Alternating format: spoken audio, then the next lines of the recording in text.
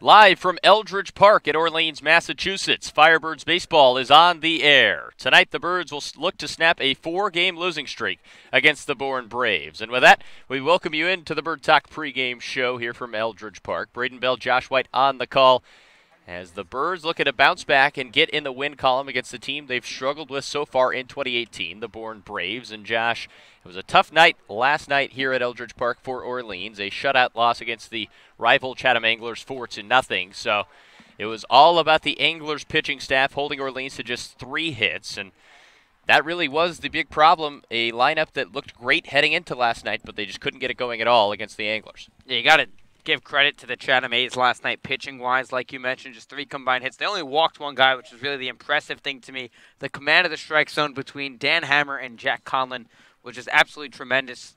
Just inside, outside working counts. They didn't overpower hitters, but you know in the game of baseball, all you got to do is command that fastball, strike 1, get ahead, and the rest is history. On the other end, the pitching staff did a pretty good job. Shea Smitty went the longest a Firebird starter has gone all season, pitching into the 6th for the first time for Kelly Nicholson. And then Corey Giacone was fantastic out of the pen in 4 innings, just 2 hits allowed. But the Birds looking to turn the page on their 4th straight loss. It'll look to get back on the winning side of things against the Bourne Braves. Before we get more into this particular matchup, big news out of the league today was the All-Star team announcement. Orleans will have 2 representatives on the field in J.J. Blade and tonight's starter Kevin Kelly. They'll have another one, Nick Osborne, in the home run hitting contest. And Kelly Nicholson will be coaching the Eastern Division team because Orleans won the division last year. So exciting news all around for those 4 guys. Yeah, it's very exciting to see J.J. Blade, who's earned this honor, Kevin Kelly, who's earned this honor as well. I saw Coach Nicholson actually congratulate J.J. today. It was a very cool sight to see. And the Birds having 2 representatives is a big thing. Obviously, maybe there could have been 1 or 2 more. Things didn't really work out to the Birds' chances, but very 2 good representatives for the Birds to have in the All-Star game. And in a league like this, of course, there will be snubs. There's just simply too many good players. And so, unfortunately for Orleans, possibly a guy like Logan White was left off the roster. You could argue he deserved to be there, as well as many others on this Firebird roster. But anyway, still in the All-Star spirit of things, our own Eliav Gabay had the chance to catch up with J.J. Blade, along with Nick Osborne before the game, to discuss the All-Star game, the excitement around that, and much more.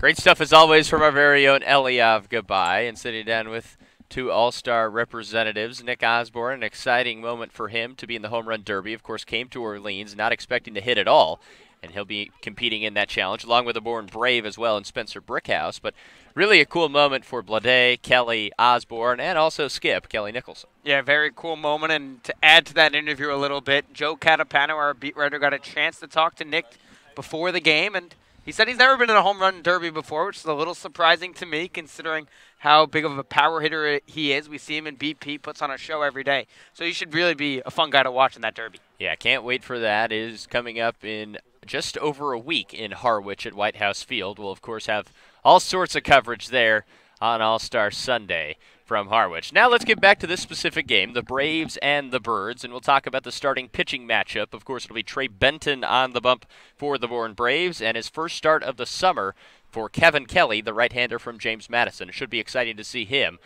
out there on the bump to get things started for Orleans. Yeah, we'll start with Trey Benton. Again, two guys making their first start of the summer after starting in the bullpen for their respective sides. This will be the 7th appearance of the summer for Benton. His first start 0-2 with a 2.53 ERA, though. He's been pretty good.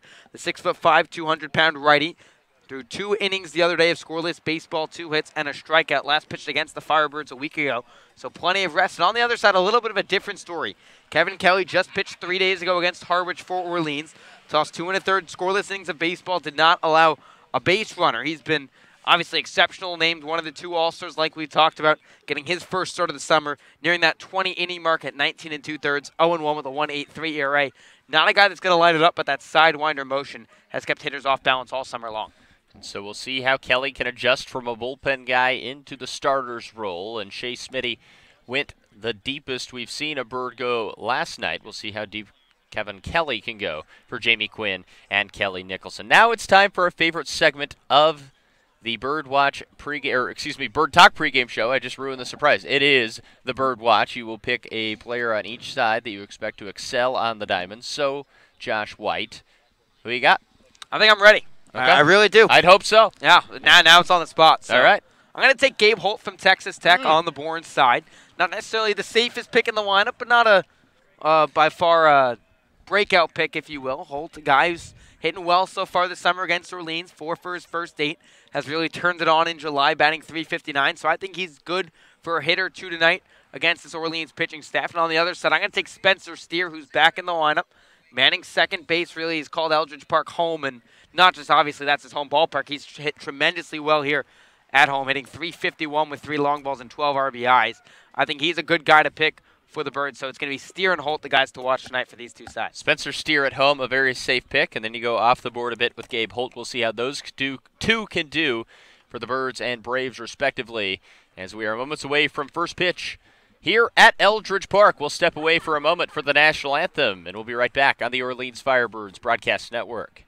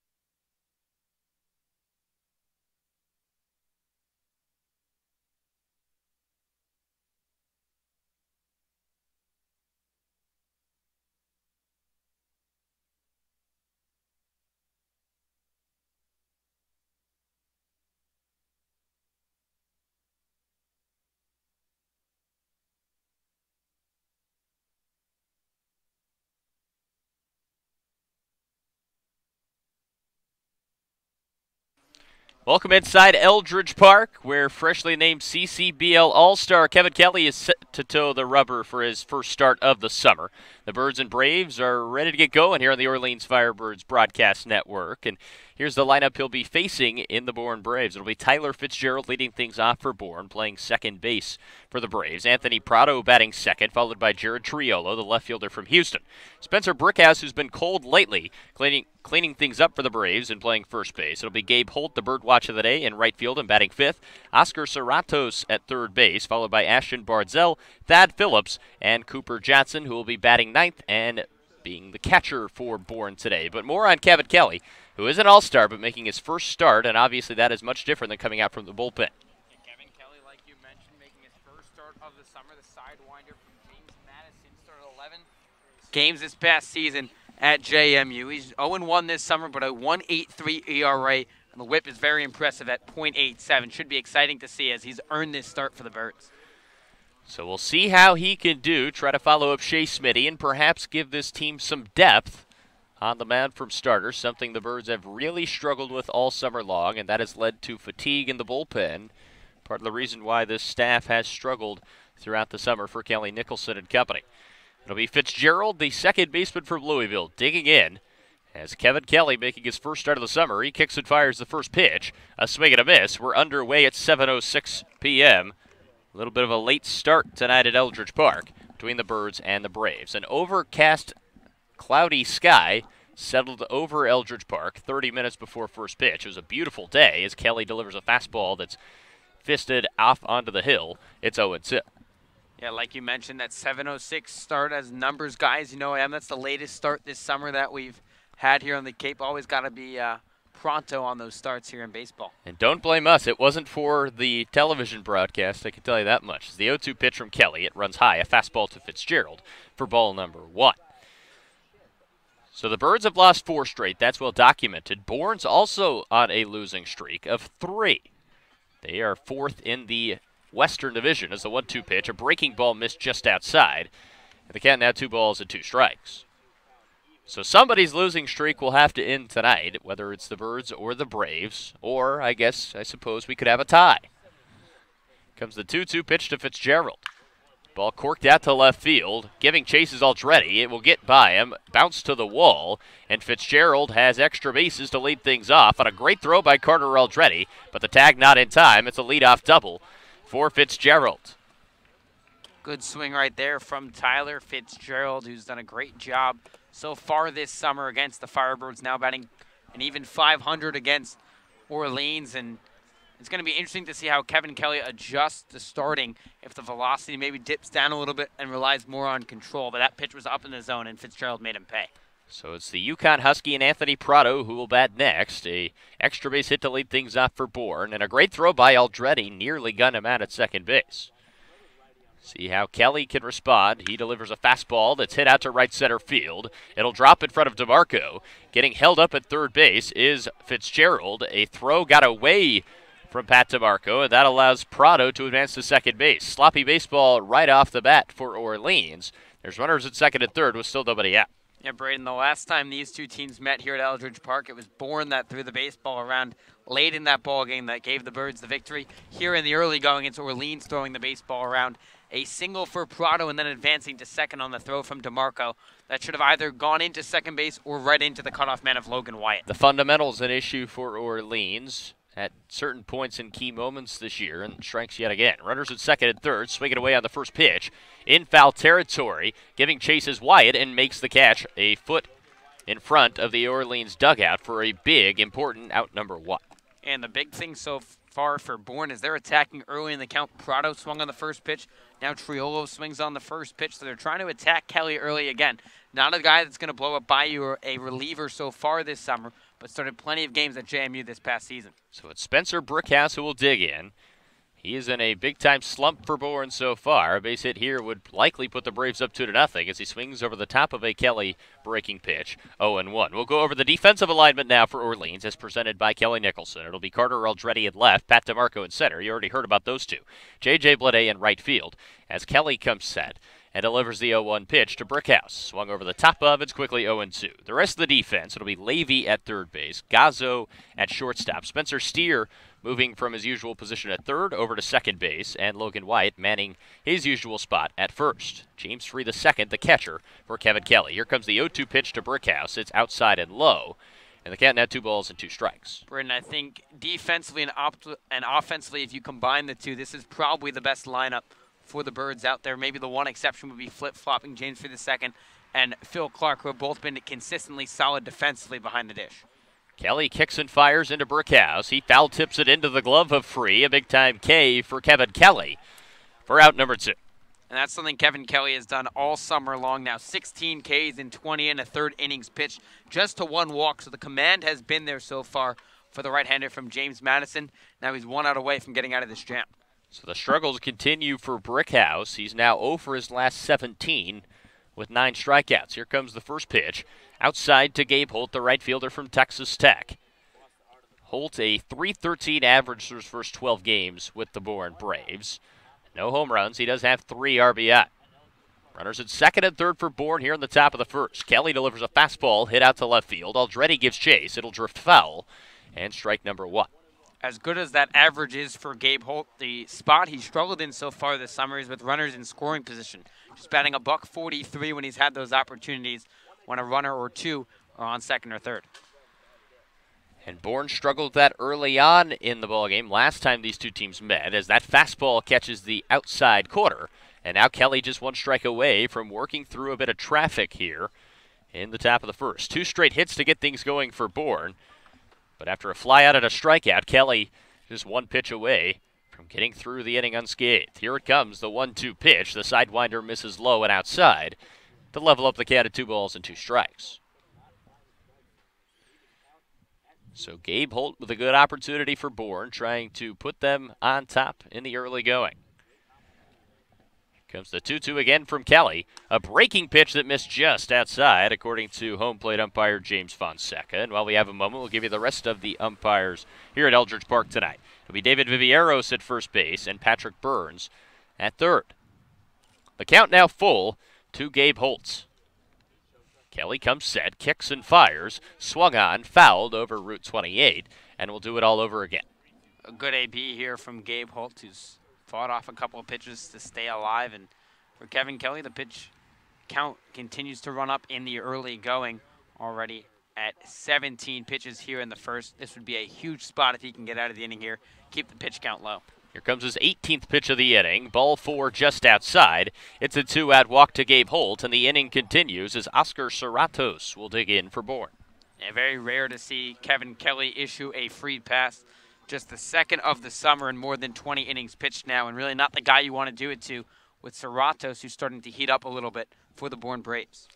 Serrato's a guy from Georgia Tech. He's always very strong with the bat. His defense can be a question mark at times, as we saw that the first time Bourne was here in Orleans. As the first pitch, a fastball that dots the inside corner for strike number 1. Kelly trying to work through the ultimate jam here in the top of the first inning. 2 hits already for the Braves, and you add in a walk. The bases are all occupied with 2 away. Kelly delivers the 0-1 pitch, a breaking ball lined to second base. A funny hop to Steer, who handles it and makes the throw over in time. And the Birds get out of the jam. Bourne strands the bases loaded. If you've heard that before, that's because it happened twice last time these two teams met. We'll head to the home half of the first inning, see if the Firebird offense can get it going. It'll be Pat DeMarco leading things off when we come back here from Eldridge Park.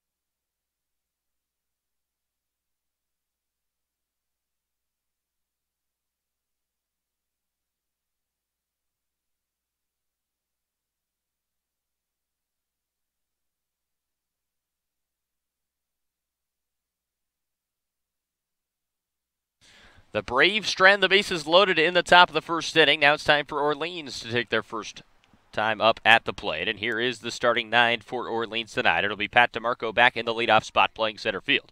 J.J. Bleday, another Vandy Bird batting second, followed by Spencer Steer, who's been red hot all year long at Eldridge Park. Logan White will be in the cleanup spot and play first base, followed by Nick Osborne, the DH, and Carter Aldretti batting sixth and playing left field. Rounding out the lineup, it'll be James Free the second, catching, followed by Justin Levy, the third baseman, and Sal Gazzo, the switch-hitting shortstop from Tulane, batting ninth. They'll be taking on Trey Benton, who's making his first start of the summer for the Bourne Braves, young man from East Carolina, and it should be interesting, like Kelly, to see how he handles his first start of the summer. Exactly, a transition like you talked about. Braden Kelly, a reliever so far this summer. Benton the same way he last pitched here at Eldridge Park against the Birds.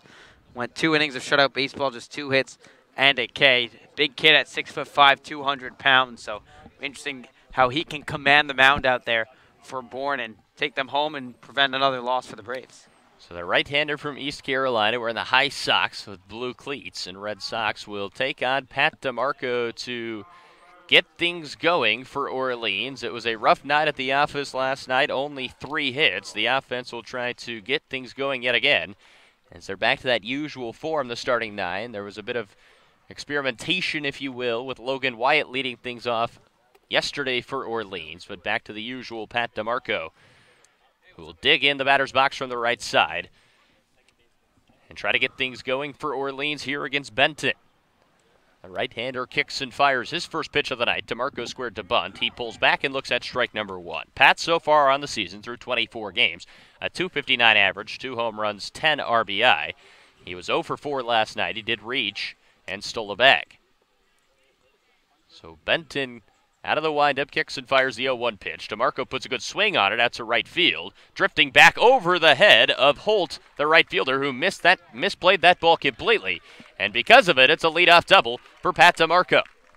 Braden, one of the fundamental things they teach you in Little League about fielding fly balls is usually your first step should be back. Holt took his first step forward, and he was flat-footed from the get-go. That ball kept carrying out to right field, a good line drive swing off the bat of DeMarco, one-hop the fence, and a good start for Orleans. So like Kelly, it looks like Benton's going to have to work through a bit of traffic in his first inning after the leadoff double, and you mentioned it. That first step in to come back to bite Gabe Holt.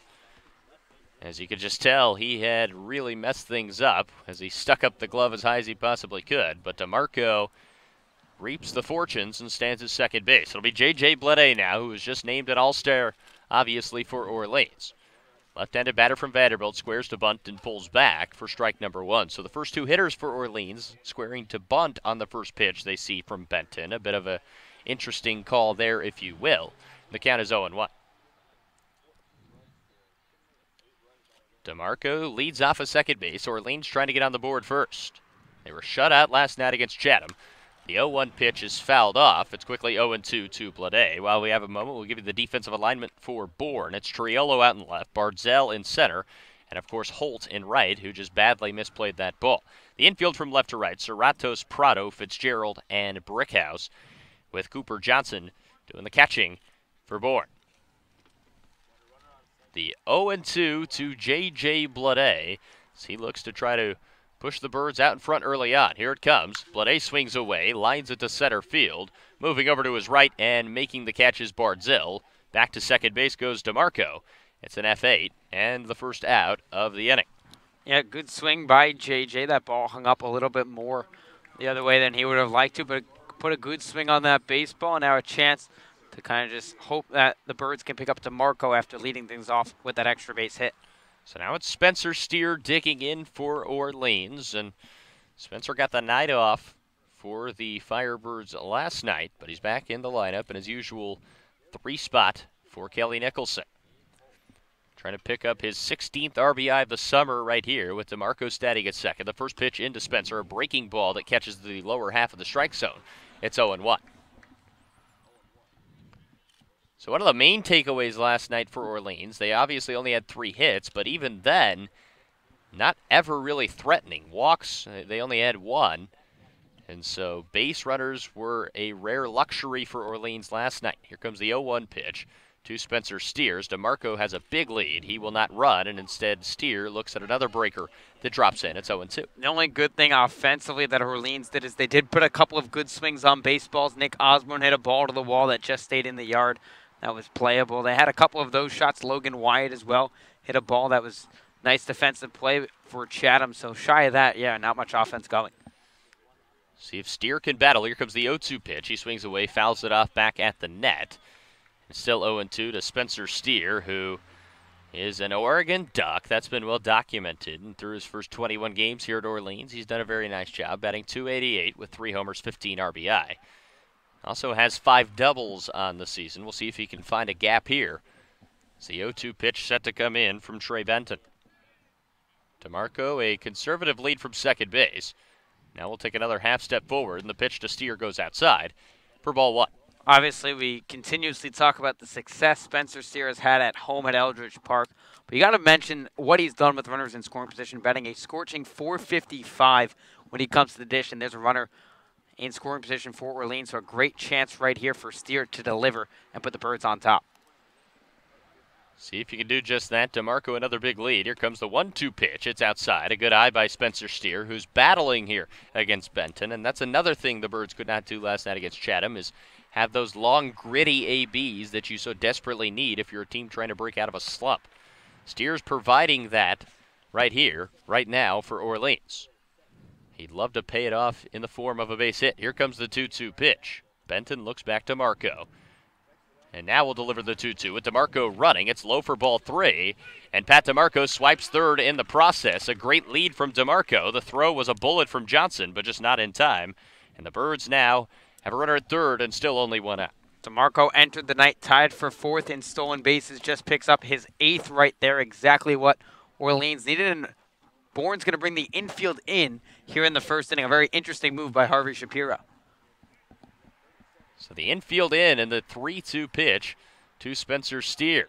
A breaker that's just tipped off of, and Spencer Steer continues to just battle. That was about as weak of a check swing you will ever see, but he got a piece of it, and the Orleans dugout is loving it. Braden, a minute ago you talked about how the Orleans offense did not battle last night. Just 2 full counts worked out for them. Steer already in the early going, fighting some pitches off, working deep into a count here with the righty Benton on the hill. So a funny sequence there for Steer. Look if he can put a full swing on it this time. Here comes another payoff pitch. It's popped up right behind home plate. Drifting back is Johnson, and he will make the catch, battling an overcast sky. So the battle goes to Benton, and there are 2 away. Yeah, good AB from Steer, except for that last swing. Swung at ball 4 up in the zone, really above the letters of Steer. Chased that heater.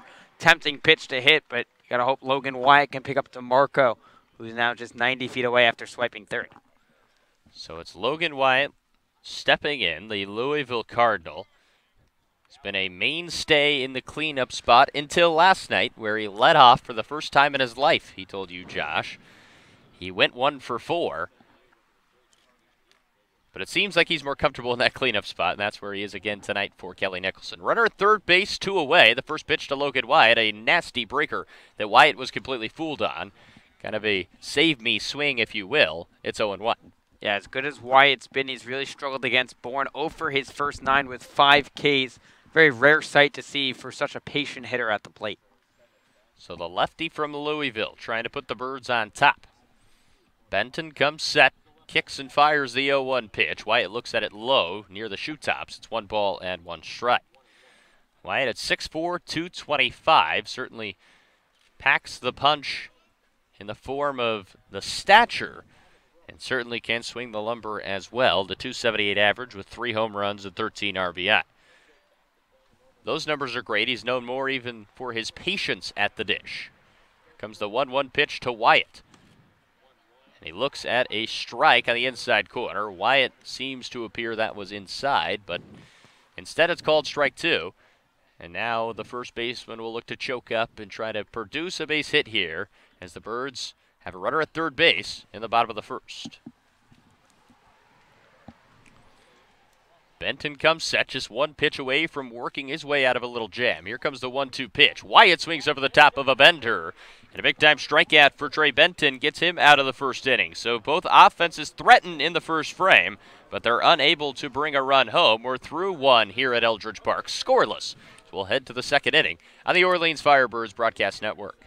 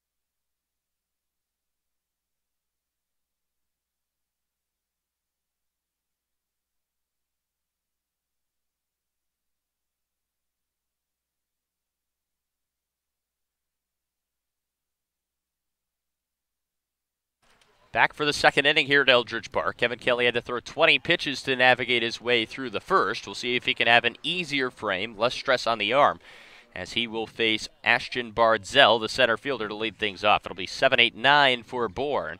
They stranded the bases loaded in the top of the first inning. So Kevin Kelly, the sidewinder, delivers a fastball inside that Bardzell has to move away from for ball number 1. So Orleans strands Pat DeMarco at third. The Braves stranded the bases loaded as ball 2 delivered outside, so Kelly will try to tune it in here after a pitch inside and out to get it started against Bardzell. Comes the 2-0 pitch, a fastball that finally dots the zone for strike number 1. And I mentioned the weather in the open. It turned from a clear day to a partially cloudy day, now to just a completely cloud-covered sky here at Eldridge Park. Still a nice 70 degrees as that ball lined down the left field line. Foul for strike number 2. Just barely missing extra bases that time was Bardzell. Yeah, great swing there by Bardzell, just out in front of that pitch from Kevin Kelly, and that's why that went left of that third base line. Ashton Bardzell obviously had a very good start to this season, but has tailed off just one for his last 15, trying to get things back on track. Comes the 2-2 pitch, a swing and a miss, and a nice strikeout for Kevin Kelly, his second of the night. And Bardzell goes down swinging, looking foolishly at a breaking ball. That's exactly what we've seen from Kevin Kelly so far this summer. His 17th K of the summer, already 2 tonight, just pounding the zone. Just those 2 walks, so a good job by the right-hander from JMU. So 1 away, and it's Thad Phillips, the DH tonight for Bourne. He'll be swinging away on the first pitch, fouling it up onto the hill for strike number 1. Phillips, the DH, like I said, and not your usual stature you'd see from a designated hitter, just 5'7", 190.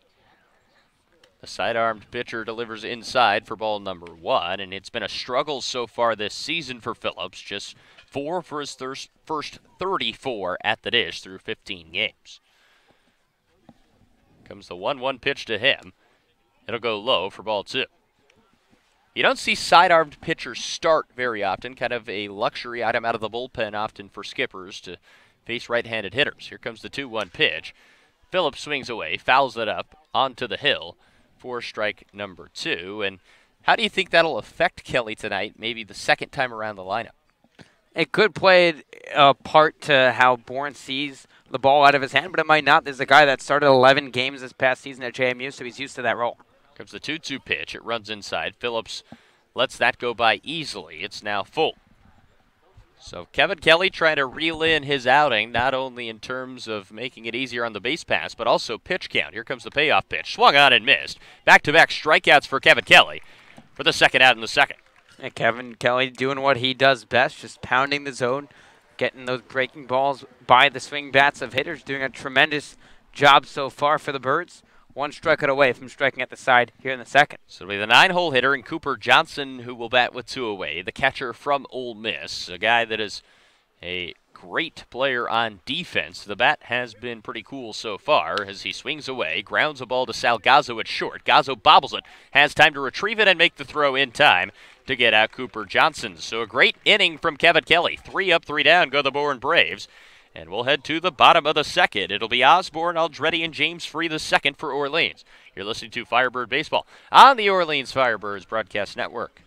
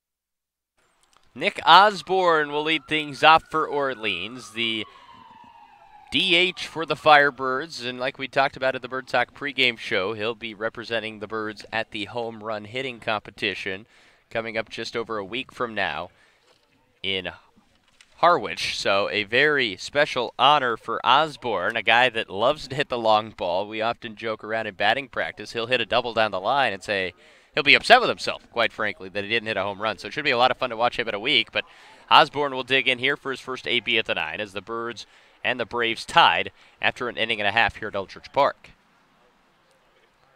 Osborne, just 13 games so far this season, and it's been well documented his hot start and the great story it is. 5 home runs through those first 13 games, and also a .347 average as he looks at ball 1 high, a fastball that just missed. Osborne went 0 for 3 last night against Chatham. He was hit by a pitch, so he did reach base that way. The 1-0 delivery to the DH for Orleans is a fastball that misses low, and just like that, a good hitter's count for Osborne. He's also been a thorn in the side of Bourne. He has 2 home runs in only 2 games played against the Braves, 4 for his first 7. So he's really had a good time hitting off this Braves pitching staff. The numbers for Osborne pretty good against most teams in this league, but certainly Bourne is one of them. The 2-0 pitch, another fastball that this time finds the zone. It's strike 1 across to Nick Osborne. In those 13 games, Osborne's gotten a hit in 10 of them, so a very efficient and consistent DH. He's been left in the 5 hole for Kelly Nicholson throughout his tenure in the lineup. Here comes the 2-1 pitch. Another fastball that's chased above the letters, and the count now goes to 2 balls and 2 strikes. Nick is a guy that was very humble with Eliav Gabay before the game, saying he's just happy to be competing in the home run contest.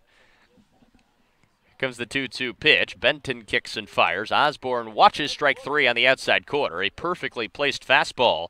And the second strikeout of the night for Benton. Yeah, tough break for Nick Osborne. That ball on the outside part of the plate didn't really agree with the call, but when you got 2 strikes on you and the ball is somewhat close on the corner, you can be punched out a lot, and Osborne goes down looking for the first out. So it's Carter Aldretti, the Arizona State Sun Devil, digging in for Orleans. 1 for 4 with a double last night as his bat's still pretty hot for the Firebirds. Of course, those 4 home runs in 2 games this past week. He looks at strike 1, a fastball at the bottom of the zone. So Carter not selected as an all-star, but if you had a recency bias perhaps, Aldretti deserved to be there, just based on what he's done recently for Orleans. Comes the 0-1 pitch. Aldretti will look at a bender low near the shoes. It's 1-1. You talk about that recent stretch for Carter. 348 with 4 long balls and 7 RBIs in the last 5 games. So he's really starting to turn it on, and interesting to not see him in the All-Star game, but maybe that'll fuel him the second half of the season. So 2 straight strikeouts for Benton. He delivers the 1-1 pitch. A bender that finds the zone on a nasty pitch, that 12-6 curveball that has been very good here in the second inning. And Aldretti now behind in the count. It's 1-2. James Free the second stands on deck for Orleans. Aldretti try to battle as he chokes up on that black bat. And sees the 1-2 pitch here. Ball 2 low. So Aldretti now has equaled up the count. And for whatever reason, it seems recently that it's been double home run or strikeout for Carter the last few games. He had a double last night, one of the 3 hits for the Birds. Also struck out looking in that game, so it seems that's really much been the story for Aldretti. Strikeouts have been an issue. He's struck out 27 times in 23 games. Here comes the 2-2 pitch. Aldretti looks at another bender out of the zone. A good eye by Carter. The count now goes full. So after just 2 full counts last night for Orleans, they already have 2 in this ball game, just 6 batters in. The AB's already looking more competitive tonight against Trey Benton. And that is a start in itself if you're Orleans. Here comes the payoff pitch to Carter Aldretti. And he looks at strike 3. It catches the bottom of the strike zone. Aldretti disagrees with the call, signaling to home plate umpire James Fonseca that it was low. But the disagreement doesn't matter. It's now out number 2. It's now 3 consecutive strikeouts for Benton dating back to that first inning. It's not necessarily the widest strike zone we've seen in the world from Fonseca, but giving the benefit of the doubt to the pitcher. Anything at the knees or just off the plate will be called a strike, so Orleans should take notice of that and swing the bat.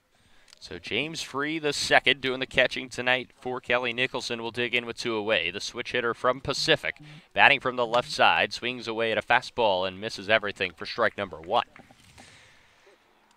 James pinch hit last night in the 8th inning, squared up a baseball, but it was robbed over at first base. And I mentioned on the broadcast then, and I'll say it again now, kind of the story of the season for James Free II. The average is just 180, but that doesn't tell the whole story. As he looks at a fastball at the top of the strike zone, it's 0-2. Free has squared up multiple baseballs and has either been unlucky or robbed at the dish through his first 18 games with the Firebirds. Benton 1 pitch away from striking at the side. Here comes the 0-2 pitch to James Free II. A fastball outside. It's 1-2. You talk about how Free has really struggled this summer. Just 1 for his last 15. That last hit came 5 days ago at Chatham. So obviously as talented of a bat as Free is, trying to get that back on track as we're getting closer towards that All-Star game.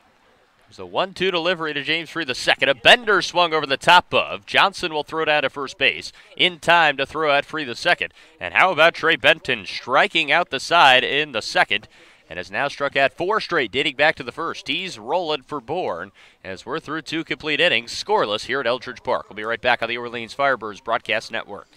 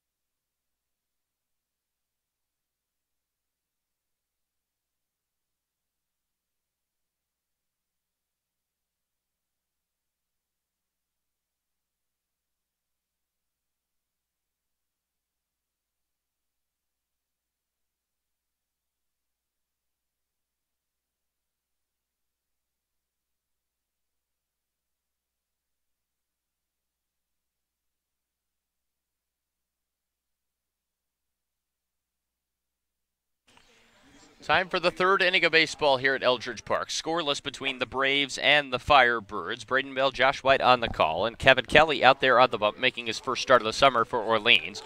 Worked around a bit of traffic in the first inning as Bourne stranded the bases loaded and then maneuvered 3 up, 3 down through the bottom half of the lineup. So it'll be Tyler Fitzgerald, the leadoff hitter, who will lead things off for the Braves here in the top of the third inning. Kelly, sidewinder, delivers a breaking ball that Fitzgerald was a mile in front of. It was a hanger. Lucky for Kelly that he missed it for strike number 1. Fitzgerald swung on Saturday. That ball came on Sunday. I don't know what Tyler was looking for on that pitch. It was a slow, looping, breaking pitch. The side-armed pitcher delivers again. Fitzgerald squares this one up, but right at the left fielder Carter Aldretti for out number 1.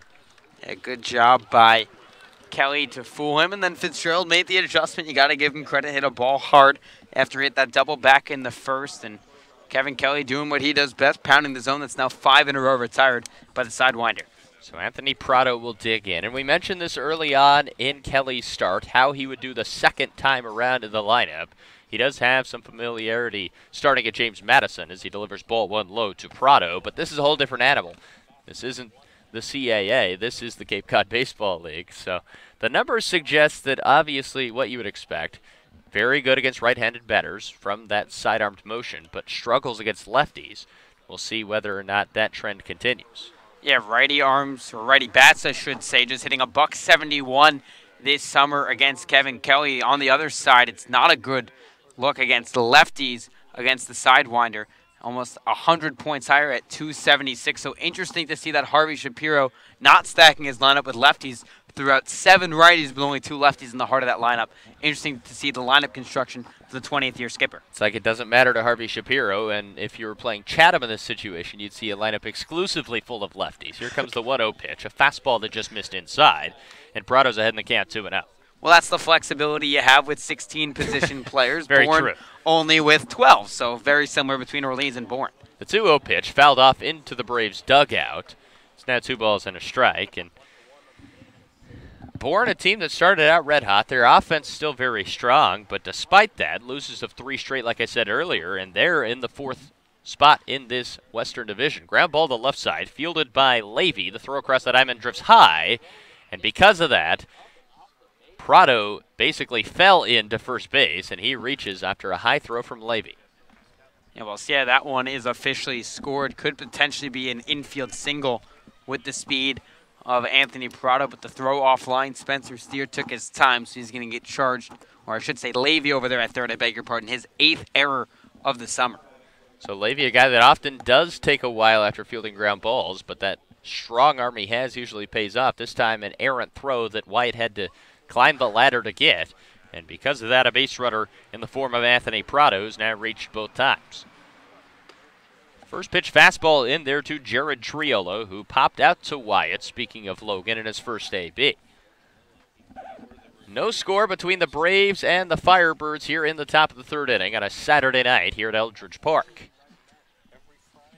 Jared Triolo, the left fielder tonight for Bourne, swings away to fastball. It was a high pitch that Free the second threw down on, but diving back in safely was Prado. It's 0-2. Braden, I think my glasses are on right, but I'm pretty sure Triolo just swung at a intentional pitch outside the zone. You think that's that was a pitch out is what it looked like. Well, Free the second was fully standing. If it was a pitch out, he didn't throw it very far outside. We will give credit to Triolo in that aspect. As the 0-2 pitch, another pitch out, they throw down. Diving back in safely is Prado. So this time it was further outside, and Triolo was able to have the discipline to lay off of the pitch out. Yeah, I think the first one was intended to be a pitch out. Didn't really get that far out of the zone like you mentioned. It was an effective pitch out. It worked. It was a swinging strike. So 1 ball and 2 strikes. We'll see whether or not Kevin Kelly will let James Free II stay in the squad, as this time he'll throw over. Check on Prado. He dives back in headlong. He's in there safely. Yeah, Prado, a guy that's stolen 6 bases already this summer for the Bourne Braves, has not been caught once, so Orleans paying special attention to him over there at first. A sizable lead for Prado. Kelly comes set and will throw over yet again. No dive this time. Prado back in safely. 1 ball and 2 strikes the count to Jared Triolo. Young man from Houston. He'll be playing in the All-Star game next Sunday in Harwich as well. 3 home runs, 15 RBIs, and a .284 average so far for him. Comes the 1-2 pitch. The runner acted like he was going, and a swing and a miss from Triolo. It's strike 3. He'll head back to the dugout. And there's 2 away here in the 3rd. Good job by Kevin Kelly to absolutely fool Jared Triolo, who swung at a lot of pitches high in the zone. A couple of those, if not all three of those swinging strikes, were meant to be pitch outs, and that fastball working for Kevin Kelly. So you hear a lot about an aggressive runner at first base getting in the head of a pitcher and a catcher, perhaps that time getting in the head of Triolo, the batter, as the first pitch, a fastball high to Spencer Brickhouse. Either way, Kelly didn't seem to be rattled and handled that AB very well, now just 1 out away from working through the third. The other thing you might want to ask is potentially that was a called hit and run where maybe the runner at first missed the sign and Triolo was just trying to protect. So many questions we do not have answered. It's Harvey Shapiro, the skipper for the Bourne Braves. Eliav Gabai can figure out a lot of things. I don't know if Eliav Gabai could put on the detective hat, walk down to the third base line, and ask Harvey Shapiro himself. He interviewed an umpire. This would be a little bit more impressive as the 1-0 pitch, low and away. Stopped by Free the second. It's 2-0. Eliav Gabai, obviously a great rapport with the Orleans staff. Not so much with the Bourne guys. But we could test his journalistic abilities here on a Saturday evening. I don't know if the home plate umpire, James Fonseca, would be so fond of it if Eliav was just standing in the third base coach's box right next to Harvey Shapiro. Hey, Harvey. Yeah, I don't think that'd pay off. 2 balls and no strikes to Spencer Brickhouse. He struck out in his first AB, and he pops this one up. Straight away center field. Pat DeMarco ranges forward, makes the catch for out number 3. So good job for Kevin Kelly, working around an error by the third baseman Justin Levy. As we head to the home half of the third, still scoreless at Eldridge Park. We'll be right back on the Orleans Firebirds Broadcast Network.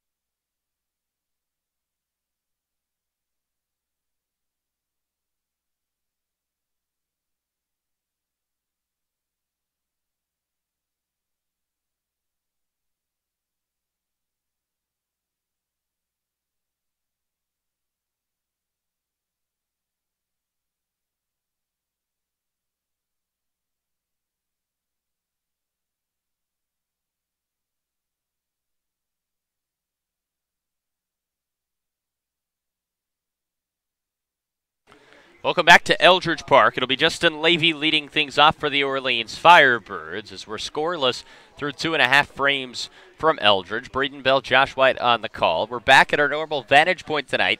It was Friday from the Hill. We had a great experience, but we're back at our usual vantage point behind home plate tonight at Eldridge Park, and it feels at home. It does. Has that homey feel just behind home plate, left of it up the third base line. I got to throw a shameless plug out there. We'll be back out on the Hill once more this summer at least. July 27th, first Katuitt, 7 p.m. first pitch on a Friday, of course. Otherwise, it wouldn't be Friday from the Hill when the Birds take on the Kettleers. We'll be back at it from a very similar spot behind the first base dugout. I will say the upper management, for all indications so far, loved the idea. So it could happen where there's a rebranding, and it could happen even more at Eldridge Park. We're not going to ruin any surprises, but I'm just saying it's a possibility. Justin Levy will lay things off for Orleans here in the home half of the third, as the Birds look to get something going after that leadoff double from DeMarco. It's been very quiet. 4 straight strikeouts, in fact, for Trey Benton. The third baseman from Louisville looks at a fastball in there for strike number 1 on the outside corner. We mentioned how Benton, making his first start of the summer, also appeared out of the bullpen almost exclusively for East Carolina. This actually has already tied his season high in strikeouts at 4. Comes the 0-1 delivery to Levy. A bender that he swings on, waited for it. A nice swing out to right center field. But the catch is made in shallow right by Gabe Holt. And there's one away. Yeah, we obviously talked a lot about the adjustment for these two guys, both being relievers for the start of the summer, making their first start of the summer. And that's now 7 in a row retired by Benton after giving up that ringing double to Pat DeMarco. So he's really made the adjustment against his Birds lineup and really not a single Birds batter since that double by DeMarco has really looked comfortable in the box. It'll be Sal Gazzo who will bat from the left side. There was a brief pause, and the athletic trainer for Bourne ran out to the field, but it looks like everyone is okay for Bourne. Good news as always. A fine training staff for the Bourne Braves, and also for the Orleans Firebirds. One away in the home half of the third. Sal Gazzo looks at ball one low as Sal was squaring to bunt. Through 20 games so far for Orleans, he's batting .208. A lone home run and an RBI that came against the Chatham Anglers. Benton, the big right-hander, kicks and fires the 1-0 pitch. Gazzo checks his swing. He did not go around. They appeal down to third, and the call remains the same. It's ball two. And very interesting for Sal Gazzo, who's actually felt more comfortable on the road than at home here at Eldridge Park. Eldridge Park, not the most friendly hitter's ballpark for a guy who's not necessarily a home run hitter. Here comes the 2-0 delivery to Gazzo. He will look outside, ball three. And now Sal with a great hitter's count. Yeah, weird to see those reverse splits, if you will, just batting a .138 here at home, but .292 on the road. So Sal's been a fantastic hitter on the road, just at home has not been able to hold up the other end of the bargain. One pitch away from reaching base, however, and one pitch away from his fifth walk of the summer. Comes the 3-0 delivery from Benton. It's inside, ball four. Sal Gazzo walks with one away, and we go back to the top of the lineup in Pat DeMarco with a runner aboard. And Braden, it's funny how the game of baseball can change from one night to the next. The Birds, like we talked about, only had 2 full counts last night. They already have 2 through the first 2+ innings. They only had 1 walk last night as well. They already have a walk through the first 2+ as well here against the Bourne Braves. So the walk snaps a string of 7 straight retired from Benton. It'll be Pat DeMarco who has the only hit so far for Orleans tonight. That leadoff double to right field to open things up. We'll see if Pat can come through again with Gazzo leading off first. An aggressive lead over there with the young man out of Tulane. Gazzo not going on the first pitch. It was a dirt ball. Good stop by Johnson. And instead of a passed ball, just ball one. A good backhand by Johnson, who's a great defensive catcher. Already 10 assists for the backstop from Ole Miss. Johnson prides himself on defense, is known as one of the best catchers in the SEC. 1 ball and no strikes to another Southeastern Conference representative, the Vanderbilt Commodore in Pat DeMarco. Here it comes. DeMarco looks at strike number 1 as that breaks a streak of 5 straight balls delivered from Benton. And a big night for Pat DeMarco and J.J. Boudet, their head coach at Vanderbilt University. Tim Corbin, a longtime friend of Kelly Nicholson, actually in the ballpark tonight. So always great to see those head college coaches getting to check up on their kids in summer ball.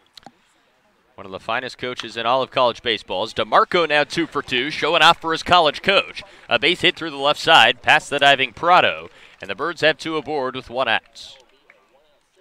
2 good at-bats for Pat DeMarco tonight. Had that double to lead things off in the first. Now rips a single through the left side halfway through the cycle if he can pick up the 2 harder ones in the triple and the homer. You can call it the cycle watch. Is it on yet? Oh, it's on. Okay. It's always on here on OFBN. Cycle watch on for Pat DeMarco. He's 2 for 2 with a single and a double. As J.J. Boudet will dig in. He flew out to center field in his first AB. No score between the Braves and the Birds here in the home half of the third inning. J.J. just announced today he will be an all-star for the Eastern Division as he looks at a breaking pitch inside for ball number 1. Birds trying to snap a 4-game losing streak and also pick up a win against a Western Division opponent, something that has not come easy for Orleans, just 3-8 overall this summer. Comes the 1-0 delivery to J.J. Boudet. He swings away. It's a base hit through the right side. Gazzo's going to get the wave around from Constantine. The throw by Holt will one hop and get by Johnson. It's an RBI single for J.J. Boudet. The throw gets by Cooper Johnson, and both runners advance. An aggressive send from Constantine, and Gazzo dives headfirst, and the Birds lead 1-0. I love the aggressiveness on the base pass for the Orleans Firebirds. We usually see them be a little passive out there, but a single to right field. Orleans tested Gabe Holt, who has a very good arm.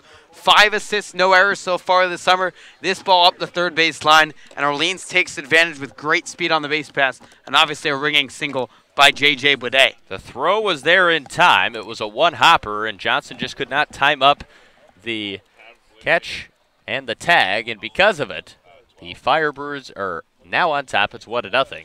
We'll have a mound visit as Benton not out of the woods yet. It'll be Spencer Steer with runners at second and third. It's still only 1 out. And the thing about that throw, too, it skipped away past Johnson, so now the Birds have 2 runners in scoring position and only 1 out, so a sacrifice fly would score another run for Orleans. So we're going to mark that an error on the throw. An E9 in the first error of the night for the Bourne Braves. So Holt came up firing, like you said, Josh, and not really a bad throw on the one hop, but they mark it an error. We'll check whether or not it's on the catcher or Holt. Comes the first pitch to Spencer Steer, the young man out of Oregon. Steer swings away, hit hard to the left side, a diving stop for Prado. He'll airmail the throw. Scoring is DeMarco. Blade now will run home. 2-run score on an error from the shortstop Prado. It's 3-0 Orleans here at Eldridge Park. A ringing ball off the bat of Spencer Steer. A fantastic play by Prado to keep that ball in the infield. Rushed the throw, getting up, probably had a little bit of time to cut out Steer running down the first base line. But this Orleans offense being very aggressive, and it's paying off in the early going here for the Firebirds. So Blade scores for Orleans along with DeMarco. Both Vanderbilt Commodores come in, and it's a 3-run third inning already for Orleans. Still just 1 out. And now a mound visit to chat with Trey Benton, and oh, how the mighty have fallen suddenly. Baseball can be such a brutal game. He struck out 4 Orleans Firebirds in a row at one point, and now suddenly 3 runs already home and just 1 away here in the third. So it was obviously called an error. Spencer Steer hit that ball very well, but it was a fantastic diving stop for Anthony Prado. Just could not complete the second half of the bargain. And you could tell that throw was airmailed right off of his hands. Steer advances to second, and both runners come home to score. So an RBI single for Spencer Steer, then an error on Prado, allowing Blade to score and allowing Steer to take second base. I think that's the right call because that diving stop by Prado would have been an RBI single otherwise. But he kept the ball in the infield. Just the Yukon Husky rushed the throw, had a time or two to take his time and throw the ball across the diamond. So I think everyone will be happy with that scoring, including Spencer Steer, obviously, who now has 16 RBIs on the summer. He stands at second base, and Logan White will dig in for Orleans. He struck out at his first AB. 3-0 Birds here from Eldridge Park. It all started with a walk from Salgazzo. Here comes the first pitch into Logan White. He swings over the top of a breaking pitch for strike number 1. Some action out there in the Bourne bullpen, as Benton might not be long for the call. Trey Vanderwide beginning to throw for Bourne.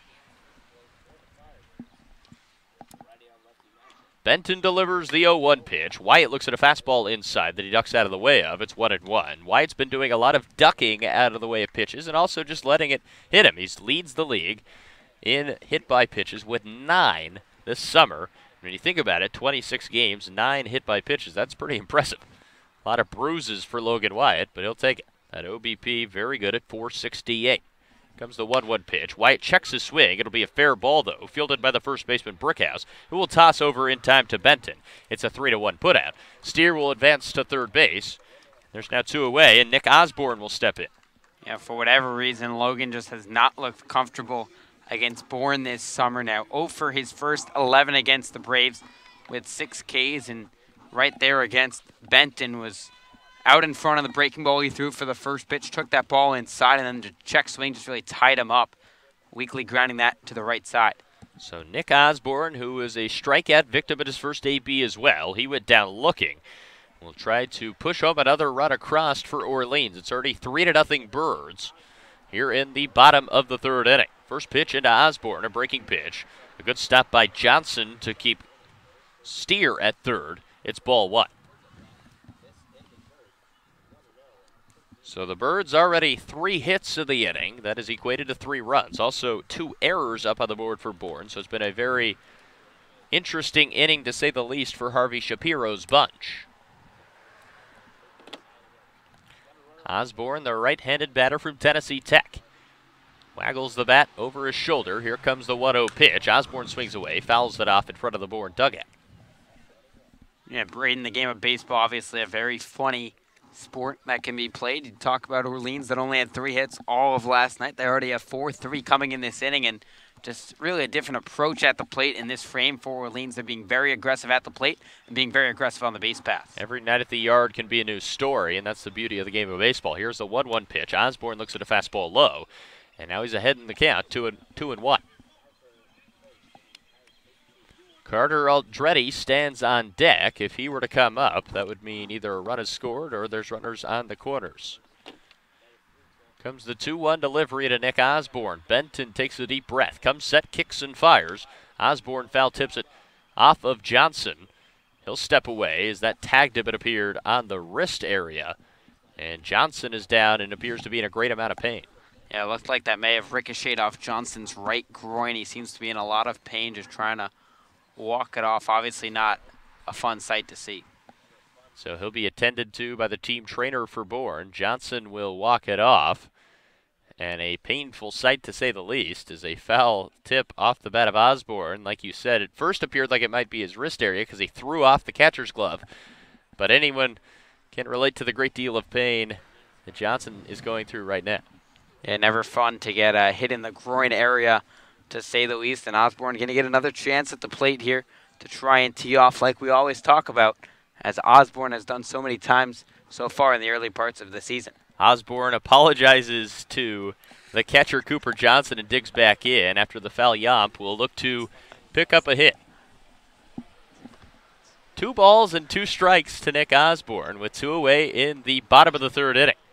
Benton comes set and kicks and fires the 2-2 pitch. It's another bender low and in the dirt, and Cooper Johnson will take another pitch to the chest area, and now the count is full at 3-2.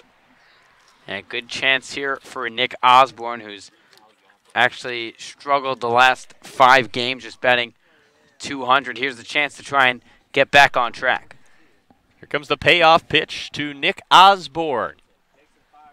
Osborne swings away, bounces a ball foul behind the bag at 3rd. Serratos had already fielded it and made the throw across the diamond.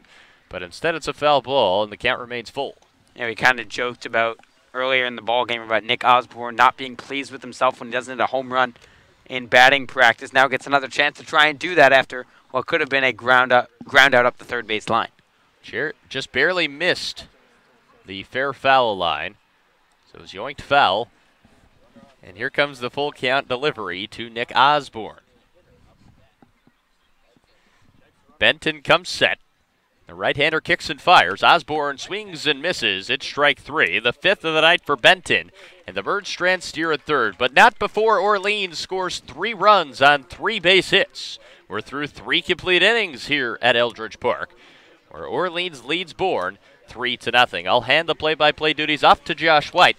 He'll bring you through the middle innings here on the Orleans Firebirds Broadcast Network.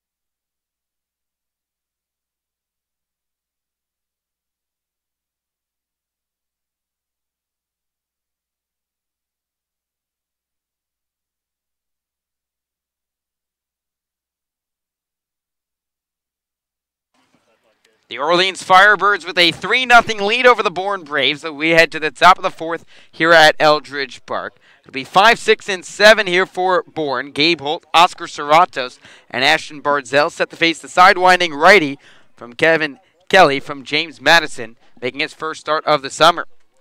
Gabe Holt, the right fielder from Texas Tech, digs in from the left side. He walked in his first plate appearance. First pitch. Fastball that misses outside for ball 1. Right fielder, our bird watch of the day, entered the night batting .313 with 3 runs driven in. Here's the 1-0 offering. Fastball fouled back to the brick behind home plate, and that'll even up the count at 1 ball and 1 strike. For Holt, he's really turned it on in the month of July, batting .359 after just batting a .111 the first month of this season. Here's the 1-1 pitch. Breaking ball that runs outside, and Kelly falls behind 2 balls and 1 strike. 5'10" infielder slash outfielder, originally from Bon Air, Georgia, back in from the left side. Kelly comes set. Here's the 2-1. Breaking ball that paints the outside corner, and that evens up the count at 2 balls and 2 strikes. Already 4 strikeouts on the night for Kevin Kelly as he has pounded the zone. Trying to make it 5 right here. Here's the 2-2 pitch. Breaking ball rolled slowly over the head of Kevin Kelly, charging his steer. He'll toss to Wyatt and beats Holt by a step. 1 up, 1 down. Here to start the top of the 4th. Fine play on a slow bouncer. Not an easy play at all if you're Spencer Steer. Momentum carrying you towards home plate. Got to twist the body and make the throw on the run to gun out a very speedy runner. But Spencer Steer gets the job done. Now Oscar Serratos, the third baseman from Georgia Tech, will dig in for the second time tonight. The right-handed swinging infielder 0 for 1 after grounding out to Steer back in the first. Righty on righty matchup. First pitch from Kelly. Fastball fouled back behind home plate, just right of the plate, onto the hill here at Eldridge Park for strike 1. Serratos entered the night batting .296 with no home runs and 4 RBIs. Trying to get on base here for the Braves. Here's the 0-1. Breaking ball that misses upstairs, just above the belt of Serratos, and that evens up the count at 1 ball and 1 strike. Serratos sporting the high socks, red for the Bourne Braves with their blue road uniforms. The 1-1 pitch. Breaking ball corked out to deep left field. The left fielder Aldretti ranges back. He's towards the fence, and this ball tails foul. And that'll make the count 1 ball and 2 strikes. Very impressive swing there from Serratos, though, sending that ball a mile high, and luckily for Kevin Kelly, just drifting foul. So Kevin Kelly jumps ahead 1-2 with the Birds on top of the Braves 3-0 here in the top of the 4th. Now Serratos steps out of the batter's box and calls time. Lawrenceville, Georgia native, back in from the right side. Kelly comes set. Here's the 1-2 pitch. Fastball corked out to right center field. Blade ranging back. Has room in front of the fence. Couple steps onto the track and makes the catch. A loud second out off the bat of Oscar Serratos, but 2 up and 2 down. Here to start the top of the 4th for Kevin Kelly. Off the bat, it looked like that might have been trouble for J.J. Blade. A pretty good pop put in by Serratos, but that ball did not carry at all out to right field. And J.J. able to make the routine catch. And Kevin Kelly really settling in now for Orleans. So Ashton Bardzell, the center fielder from Hartford, will dig in from the right side. Bardzell over 1 tonight with a strikeout. First pitch from Kelly. Fastball on the outside corner. Called strike 1. Great pitch by Kelly, and we talked about him settling in. He's looking very strong on the bump for Orleans. 0-1 pitch.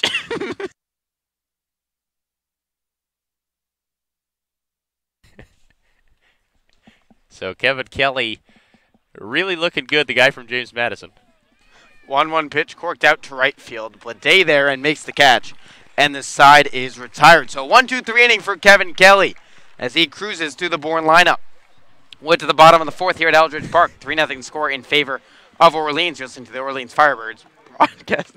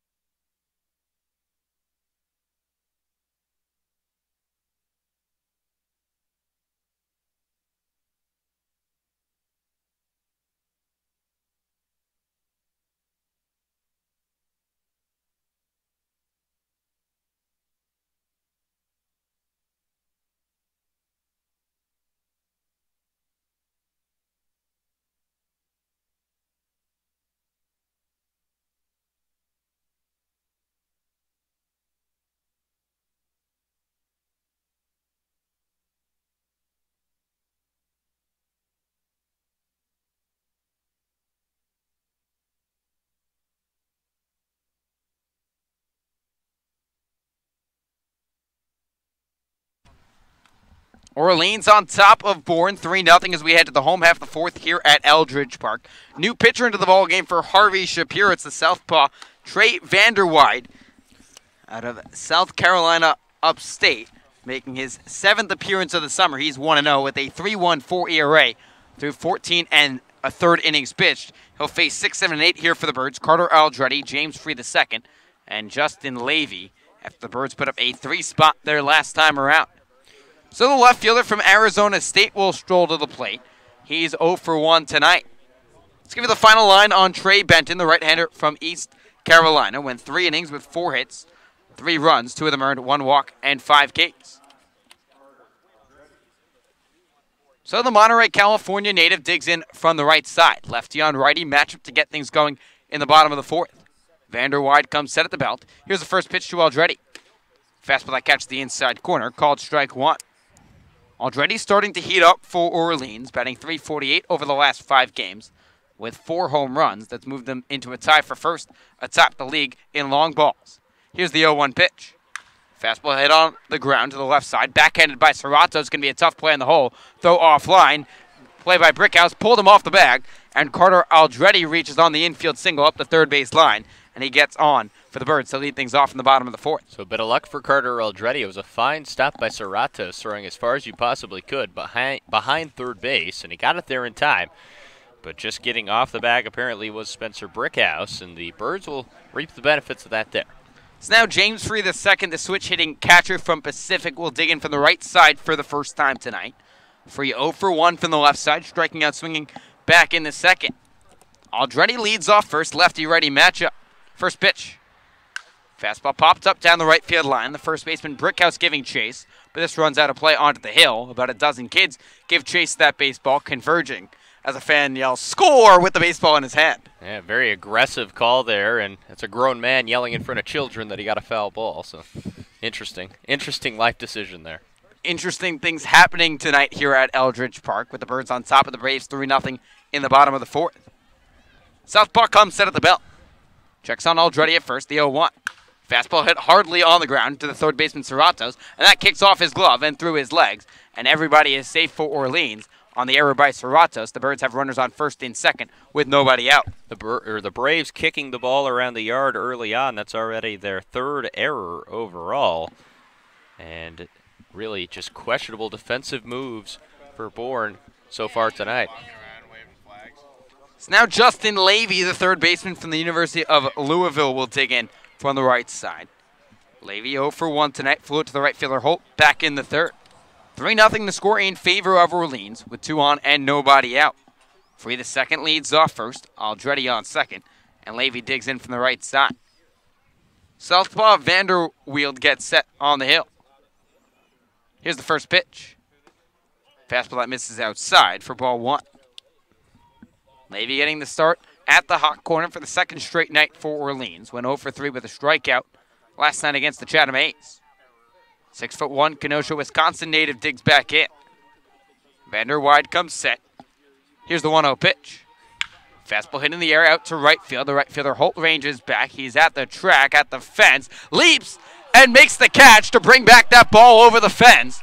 As Aldretti will range to third base, but a fantastic catch from Gabe Holt to rob Justin Levy of his first home run of the summer. He just robbed that baseball over the fence, kind of propelled himself with the elbow on the top of the wall, and robs a home run from Justin Levy. An incredible catch for out number 1. Someone call the Orleans Police Department because there has been robbery here at Eldridge Park. Gabe Holt, the first suspect. It's now Sal Gazzo, the switch-hitting shortstop, will dig in from the right side. The Birds still threatening with runners on the corners and 1 down. 3-0 Orleans on top of Bourne. As the shortstop, Sal Gazzo digs in. Gazzo walked his first time around and then came around to score on the RBI single by J.J. Boudet. First pitch from Vanderwide. Gazzo shows bunt, pulls back, and now the third base, Aldretti charges home, and he's going to run down. Aldretti caught between third, as the runner at first, James Free II, will head to second base, and Aldretti pinned out after he left early on what looked like a safety squeeze that the Birds could not convert. I was just about to comment on that might be a good possibility for Orleans with a struggling Gazzo at the dish, but That's your worst case scenario in an inning that looked like it could have been a 3-run home run just moments ago. Now you've wasted that after a great catch and then sloppy decision there by Aldretti to just lead off way too far. And the Braves now with 2 outs.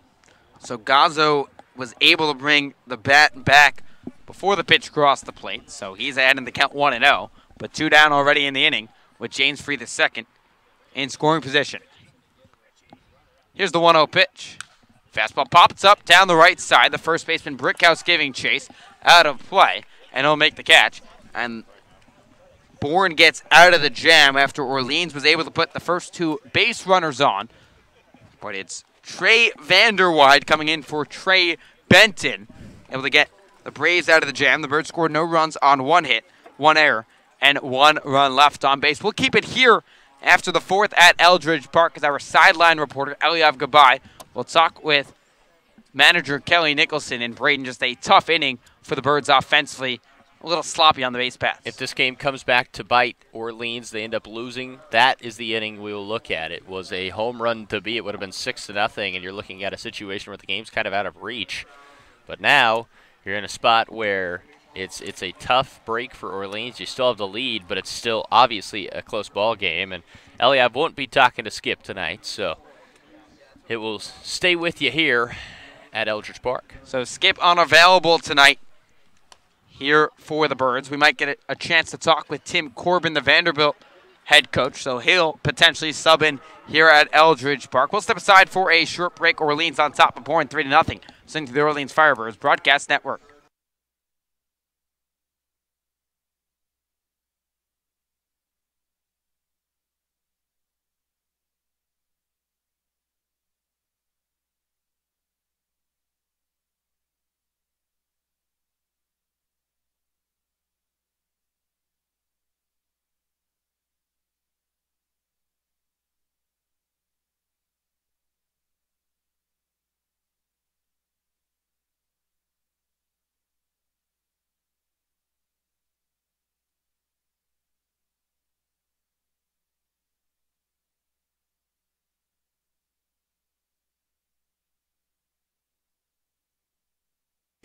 The Orleans Firebirds on top of the Bourne Braves, 3-0 as we head to the top of the 5th here at Eldridge Park. That Phillips digs in, first pitch from Kelly.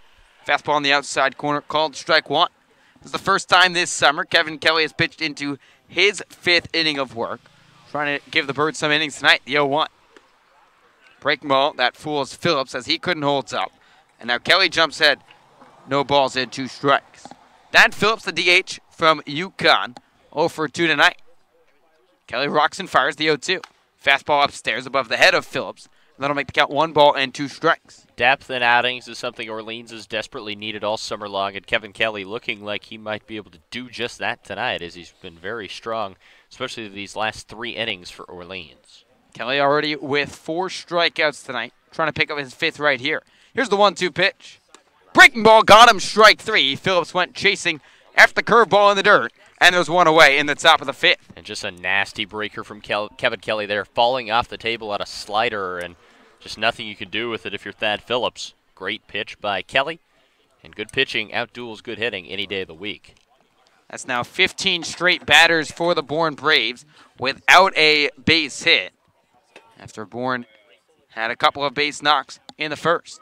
It's now Cooper Johnson, the catcher from Ole Miss, will dig in from the right side. Johnson 0 for 1 tonight. Grounded out to the shortstop Gazzo back in the second. Righty on righty matchup, first pitch. Fastball misses low and inside for ball 1. 3-0 the score in favor of Orleans here in the top of the 5th. Johnson unstraps the batting gloves. Now gets readjusted from the right side. Here's the 1-0. Breaking ball hit on the ground. Hard to the left side. Backhanded by Gazzo. Throw in the hole. In time. What a throw by Sal Gazzo. Ranging to his right, fires the spinorama throw, and picked out of the dirt by Logan Wyatt. There's 2 away in the top of the 5th. That was a Derek Jeter-like throw from Sal Gazzo, extremely deep in the hole, all momentum against him in time to gun out Cooper Johnson, who was sprinting down the line. Gazzo's made some fantastic defensive plays this season already. That might be his best one yet, an absolute web gem from the Orleans shortstop. So that'll flip it back to the top of the lineup for Bourne, and Tyler Fitzgerald digs in from the right side. First pitch from Kelly.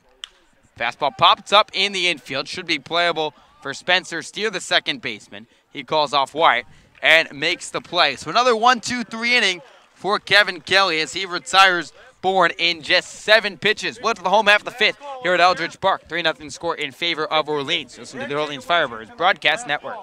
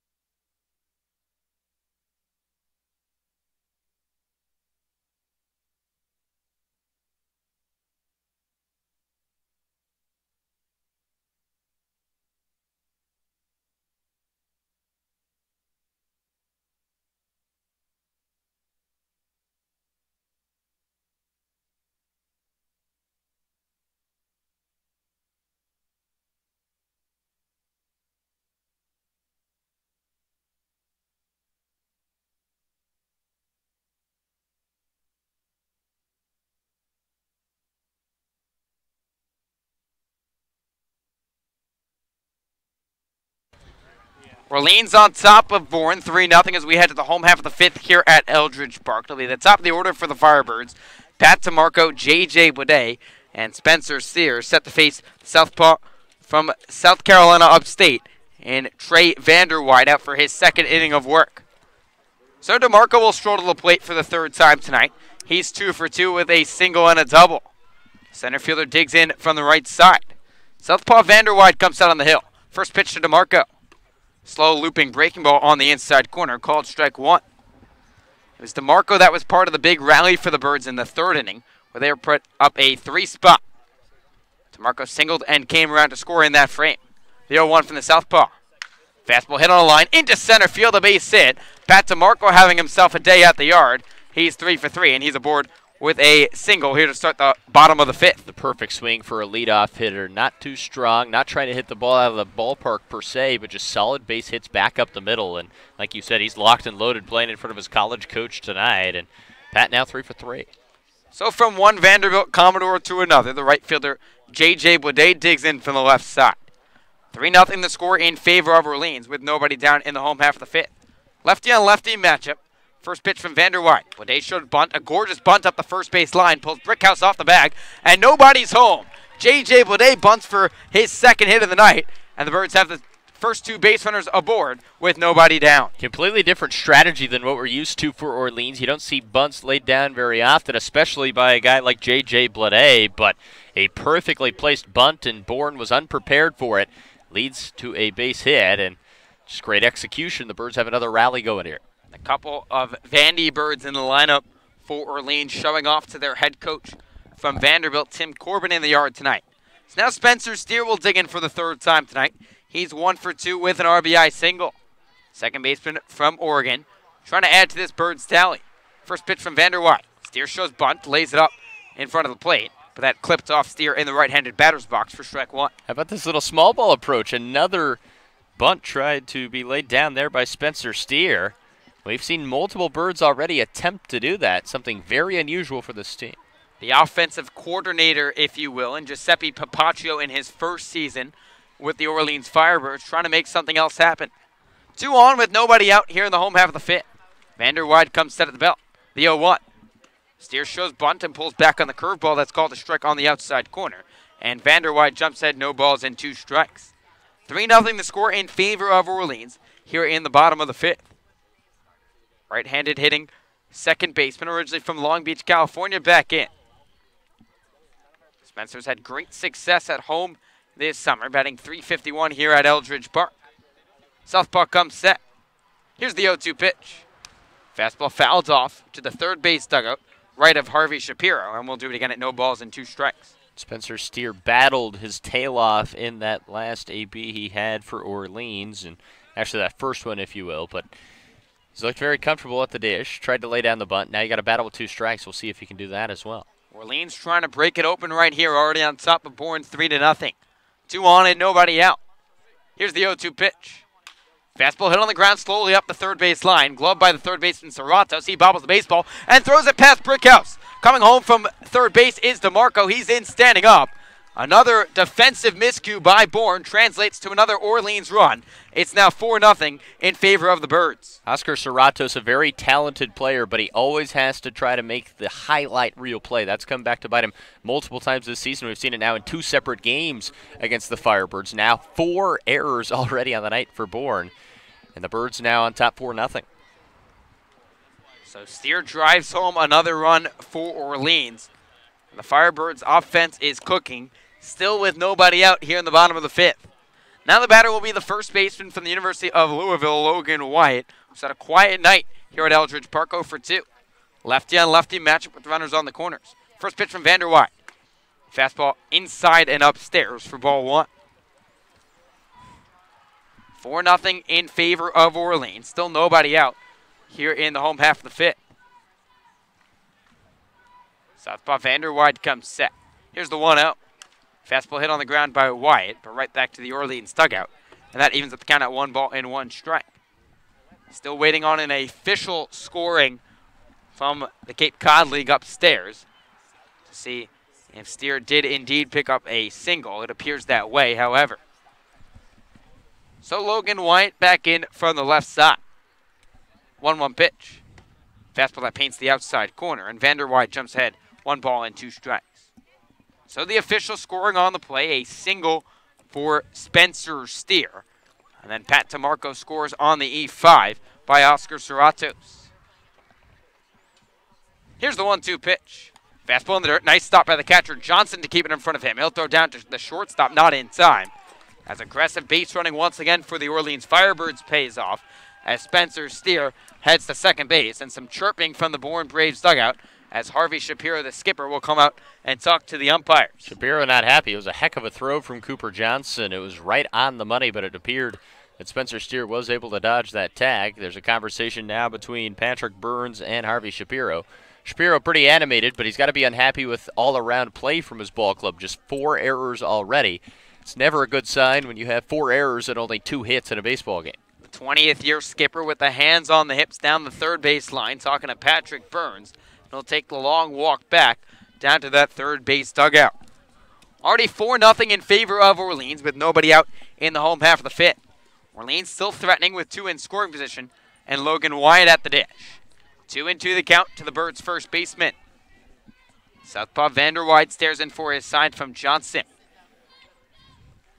Now he steps off the rubber. Braves infield back, conceding the run, with Blade 90 feet away at third. Lefty on lefty matchup. Here's the 2-2. Fastball that misses low and outside, and that'll run the count full to 3 balls and 2 strikes. And Braden, we've talked about this a little bit tonight, our rejuvenated Orleans offense against the Bourne Braves. Yeah, last night a bit of a hiccup in that trend, but they've came right back to where we expected them to be tonight, and still threatening with nobody out. So the southpaw comes set at the belt. Here's the payoff pitch to Wyatt. Fastball hit on the ground up the first base line. Backhanded by the first base coach, Ryan Erickson. Foul. Fantastic defensive showcase from Ryan Erickson, and we'll do it again at 3-2. And the sidearm flip to Matt Frazier, who was in front of the dugout. He was ready to turn, too. Birds having some fun in the dugout as well as on the field.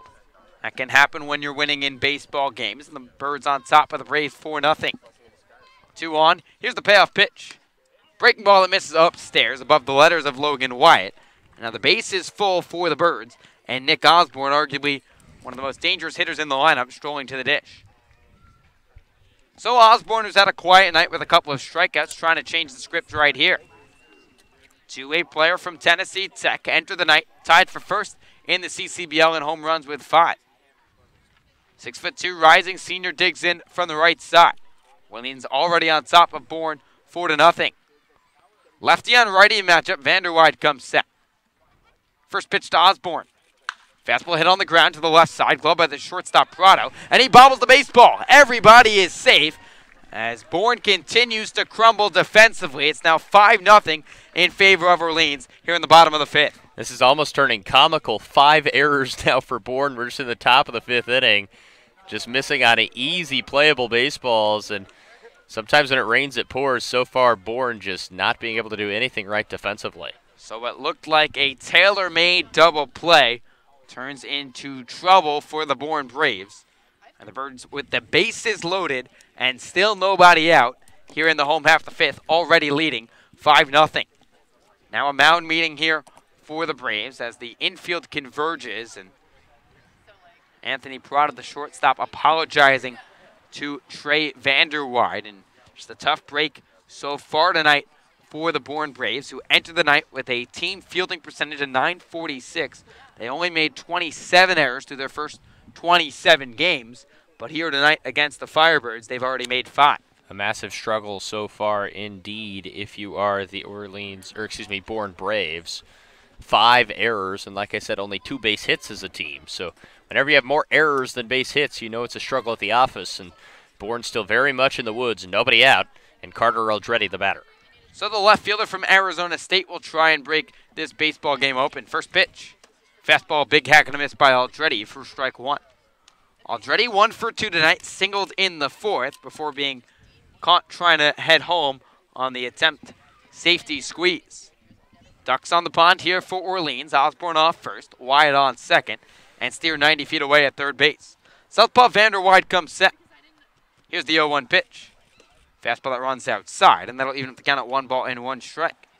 The right-handed swinging outfielder from Arizona State unstraps the gray batting gloves and digs back in. Already 5-0 the score in favor of Orleans, with nobody down in the home half of the fifth. Vanderweide comes set at the belt.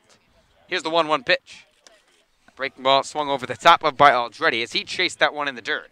And that makes the count 1 ball and 2 strikes. Carter just a bit too anxious right now at the dish, chasing 2 pitches low, but under the strike zone. He's going to step out, kind of relax, redo those batting gloves, and try to reset. He's going to have to battle with 2 strikes on him. This has been a spot that Eldreddy has struggled with. Just batting .214 with runners in scoring position. So Eldreddy digs back in, behind in the count 1 ball and 2 strikes. Here's the pitch from Vanderweide. Breaking ball that Eldreddy just gets a piece of. Hits it on a bounce to the third base dugout, and we'll do it again at 1-2. So the 6'2" rising junior trying to extend this Orleans lead. Already up 5-0. Osborne leads off first, Wyatt off of second, and Steer at third base. Southpaw Vanderweide comes set at the belt. Here's the 1-2 pitch. Fastball hit on a line out to right field, tailing foul, and that runs out of play onto the outfield hill here at Eldridge Park, and we'll do it once again at 1 ball and 2 strikes. Eldreddy, 2 good swings there after struggling at the beginning of this AB. Looks like he's kind of calmed down. Still got 2 strikes on him, obviously. But if you're Carter right now, bases loaded, nobody out, infield playing back, you just got to make contact with the baseball, get it past the pitcher's mound. You've got yourself an RBI. Already 2 runs in the innings for the Birds. Trying to make it more right here. The 1-2. Fastball waves out and missed strike 3. Vanderweide pumps the fastball past the swing bat of Eldreddy. And there's 1 down here in the bottom of the 5th.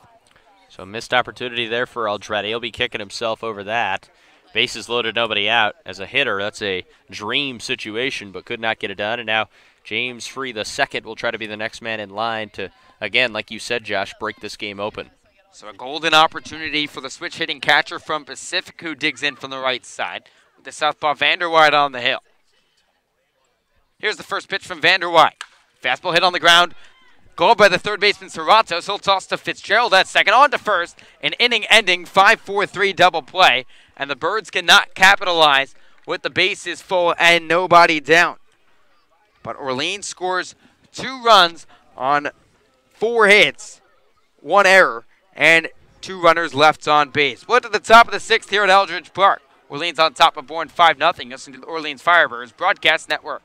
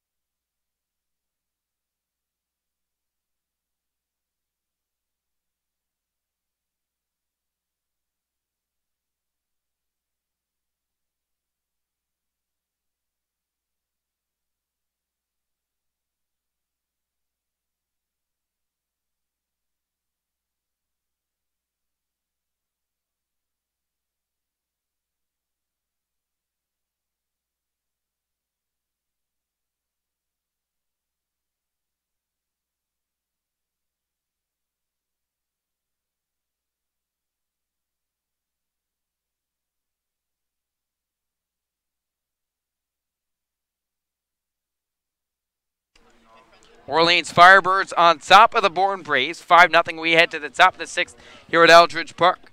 2, 3, and 4 here for Bourne. Anthony Prado, Jared Triolo, and Spencer Brickhouse set to face Kevin Kelly, who enters his 6th inning of work. Righty on righty matchup. First pitch from the sidewinder. Fastball that catches the outside corner for strike 1. Prado 1 for 2 tonight, singled back in the first before reaching on an error by the third baseman Justin Levy in the 3rd inning.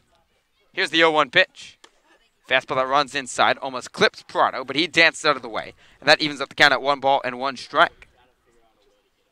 Kevin Kelly, just the 2nd pitcher this summer to start the 6th inning, the 1-1. Fastball hit on the ground to the left side, gloved by the shortstop, Gazzo on a charge. He'll throw to Wyatt inside, 1 up, 1 down, here to start the top of the 6th. And now officially, Kevin Kelly has made it the deepest outing for a Firebird starter this season, going 5 1/3.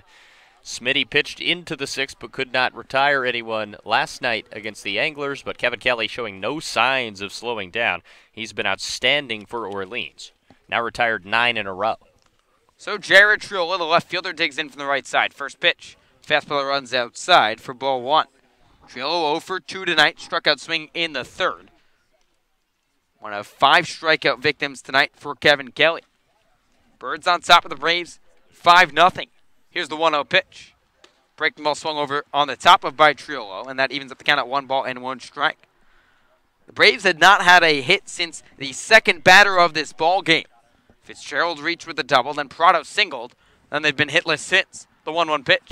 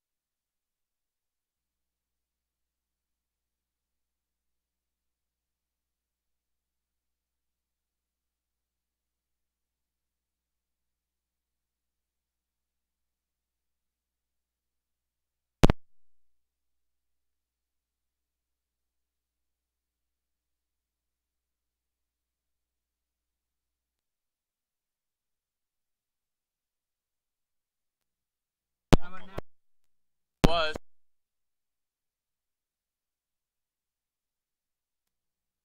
Yes. Yes. Sorry.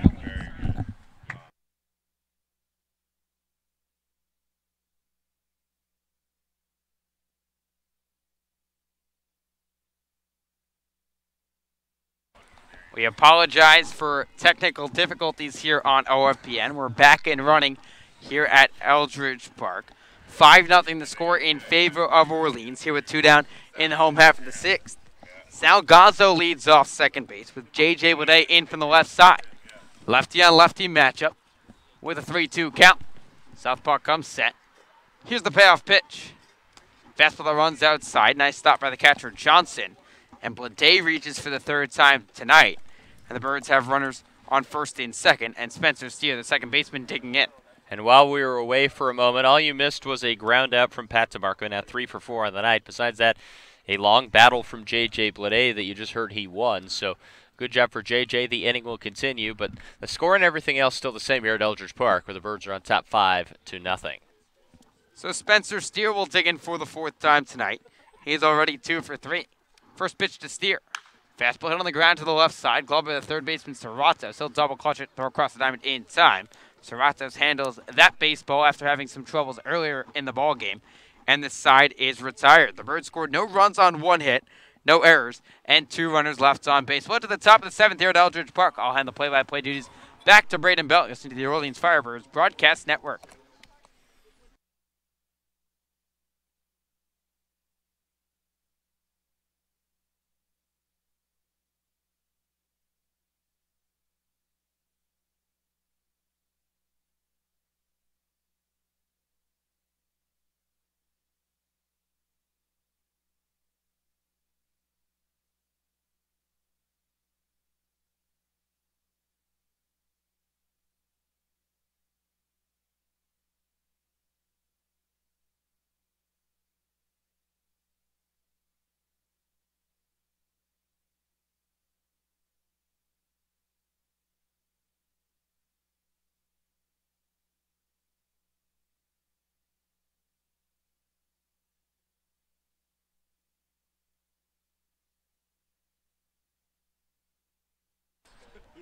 Back here at Eldridge Park, new pitcher out there for the Orleans Firebirds is the right-hander from Stony Brook, and Adam Erickson making his debut tonight for Orleans. The Birds on top of the Bourne Braves. It's 5-0 here at Eldridge Park on a Saturday night. Again, we apologize for some earlier technical difficulties. We're back and on the air, both on Mixlr and YouTube.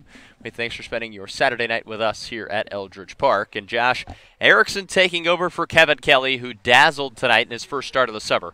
6 innings, only 4 hits allowed, no earned runs, 1 walk, and 6 strikeouts. He truly was outstanding for Kelly Nicholson and the rest of this Firebird team.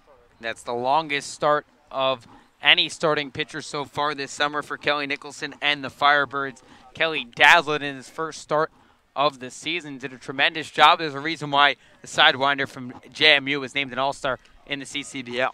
Certainly earning that title tonight, shutting down a very potent Bourne Brave lineup. They came into the day 3rd in average, 3rd in runs scored, 5th overall in home runs, but none of that was an issue for Kevin Kelly. Just 4 hits against him tonight. So it'll be Adam Erickson, like we said, the young man from Stony Brook taking over. He'll have the ball here in the 7th inning, trying to hold this Orleans lead at 5-0. One of these teams will be breaking a losing streak tonight. Firebirds coming into the game, losers of 4 straight. Bourne, losers of 3 in a row. Right now it seems like the Firebirds in the driver's seat, but we'll see whether or not Adam Erickson can get the job done here in his debut of the summer. It'll be Ashton Bardzell, the 7-hole hitter, to lead things off here in the top of the 7th. Bardzell so far tonight 0 for 2, has a strikeout back in the 2nd inning, as he'll try to spark plug this offense for the Bourne Braves. Bardzell attends college at Hartford, originally from Ramsey, New Jersey. Erickson's first pitch of his Firebird career, a bender that dips low, bounces off the plate for ball number 1. A very interesting delivery for Adam Erickson. If you're watching along on YouTube, you can see that. But if you're on the radio call, Erickson comes set with the feet uneven, kind of wobbles a bit, bends and kicks. A fastball in there for strike number 1, but a very unorthodox delivery indeed.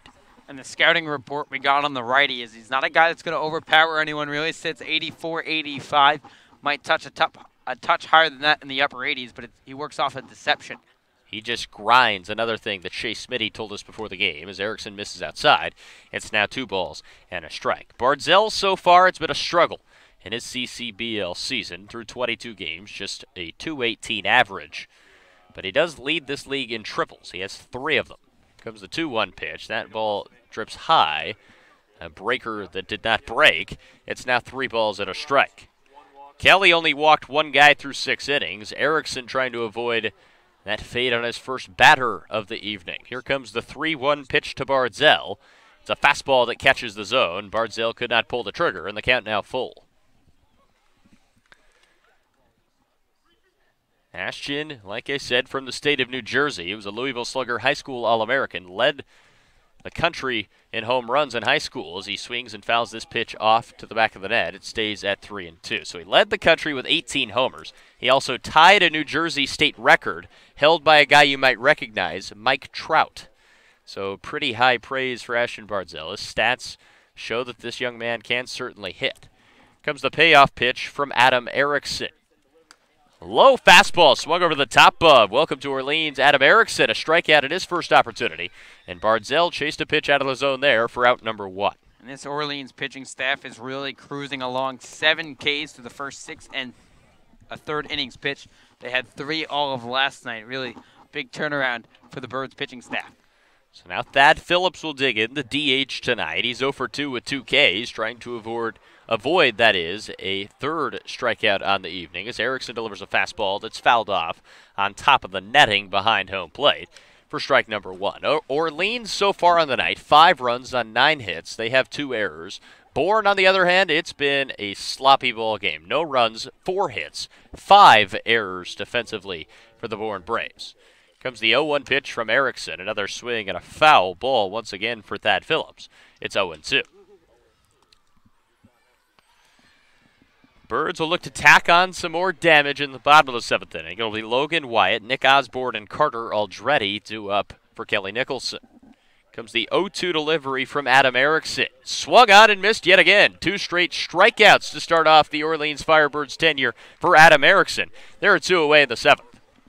And not a bad start in your CCBL career. A guy that's transferring to Stony Brook in the fall, getting out against some of the best hitters in the country and making them look a little silly here at Eldridge Park.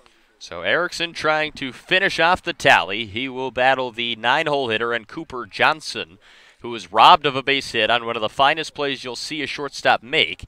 Sal Gazzo was deep in the hole, momentum drifting against him, but made the throw in time to gun out the catcher.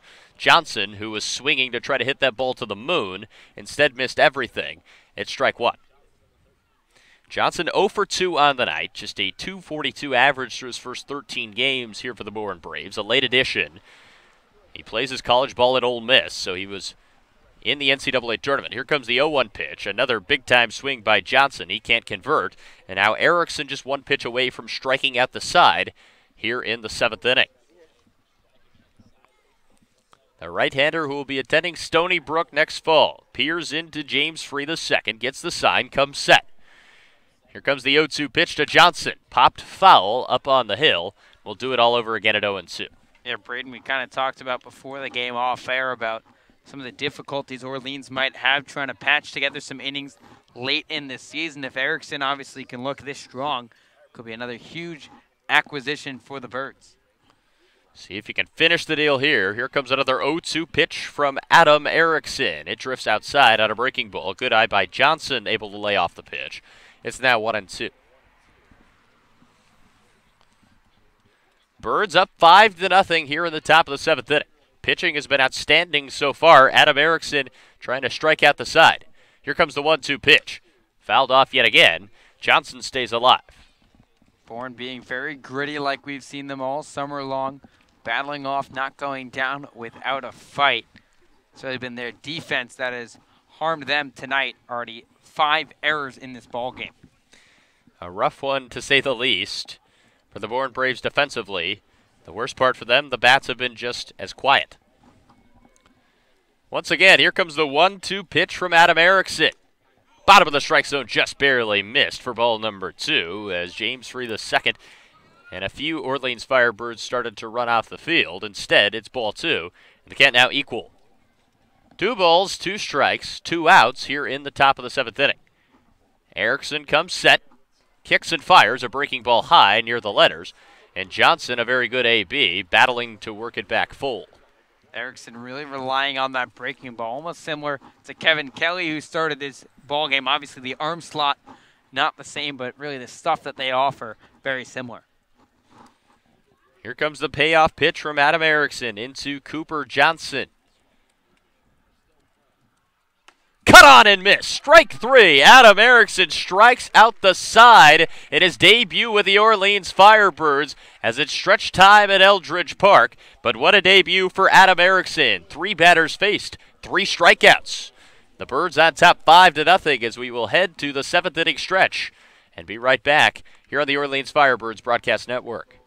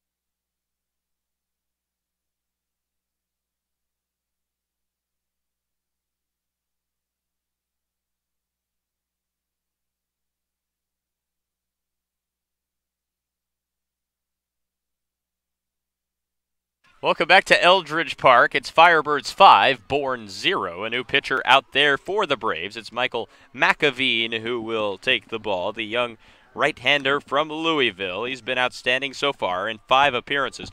A 1.69 ERA through 5 1/3 innings pitched, and he'll take over for Trey Vanderweide. And he'll face his Louisville teammate to get things leaded off. Josh, your favorite thing, Logan Wyatt, will step up to the dish for Orleans. I'll face at least one of his Cardinals teammate, if not a second, with Levy due up 5th in the inning. Let's give you the final line on Trey Vanderweide, who went 3 innings, 5 hits, 2 runs. One of them earned 2 walks and 2 Ks out of the bullpen for the Bourne Braves, I beg your pardon. But this game has been all Orleans on top. It seems that Bourne may have forgotten their bats, their gloves, and maybe just their mental side back on the west part of the Cape. We joke, but it certainly has appeared to be an all-around struggle for the Bourne Braves so far. 5 errors, and the Birds on top 5-0. As Orleans 6 outs away from picking up a much-needed win here at Eldridge Park. Logan Wyatt will lead things off for the Orleans Firebirds as it's been all Birds so far. Wyatt, however, has not had his best night. He did reach on a walk. That's no surprise, but other than that, he's 0 for 2. So McAveen comes set. His first pitch of the night is a fastball way up above the letters, an easy pitch to lay off of by his Louisville teammate for ball 1.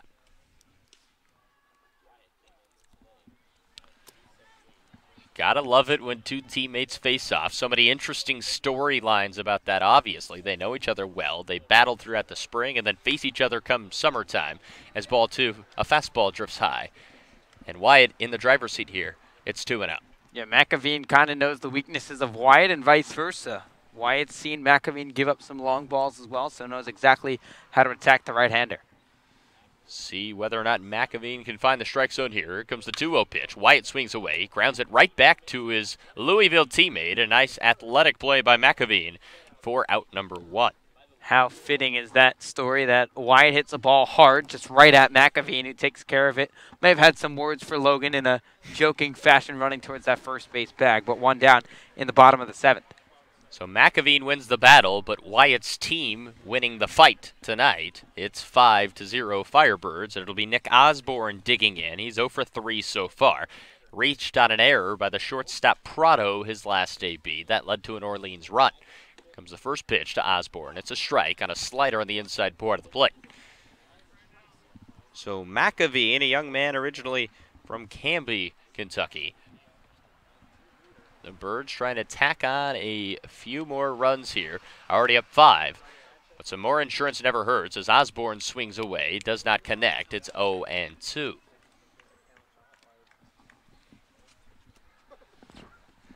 Nick Osborne at the dish for Orleans. One away in the bottom of the 7th inning. McAveen comes set. Peers into Cooper Johnson, kicks and fires. Osborne swings, misses everything. It's strike 3. A nice fastball in the outside corner, and there are 2 away in the bottom of the 7th. Braden, probably the worst game we've seen offensively for the summer for Nick Osborne. 0 for 4, a hat trick of strikeouts, and it's really not the hitter he is, obviously, a guy that hits the ball out in a hurry. Just not seeing the ball well tonight at Eldridge Park. Another example of how brutal this game can be, as it'll be Carter Aldretti digging in now. 1 for 3 on the evening. He has a pair of strikeouts to his credit, and he looks at a fastball on the inside part of the plate for strike 1. Carter singled, came all the way to third base back in the 4th, but then was caught trying to advance home as a bunt was attempted by Salgazzo. So a botched safety squeeze attempt is what we think was the plan. Here comes the 0-1 pitch to Aldretti. Another fastball that catches the strike zone. It's now 0-2. Braden, and that was your conventional 2-5, 2-6, of course, as Aldretti got picked off heading home from third. Just as common as a nice 6-3, if you will, if you're scoring at home. And if any of you are, I really respect it. Here comes the 0-2 pitch to Carter Aldretti. McAveen kicks and fires. Fastball catches the inside corner. Aldretti goes down on strikes for the 3rd time tonight. And that does it for the Birds in the bottom of the 7th. They go down in order, 1, 2, 3. We'll head to the 8th inning now. Orleans on top of Bourne, 5-0. As it will be Nick Osborne towing the rubber for the Firebirds. Coming up next on the Orleans Firebirds Broadcast Network.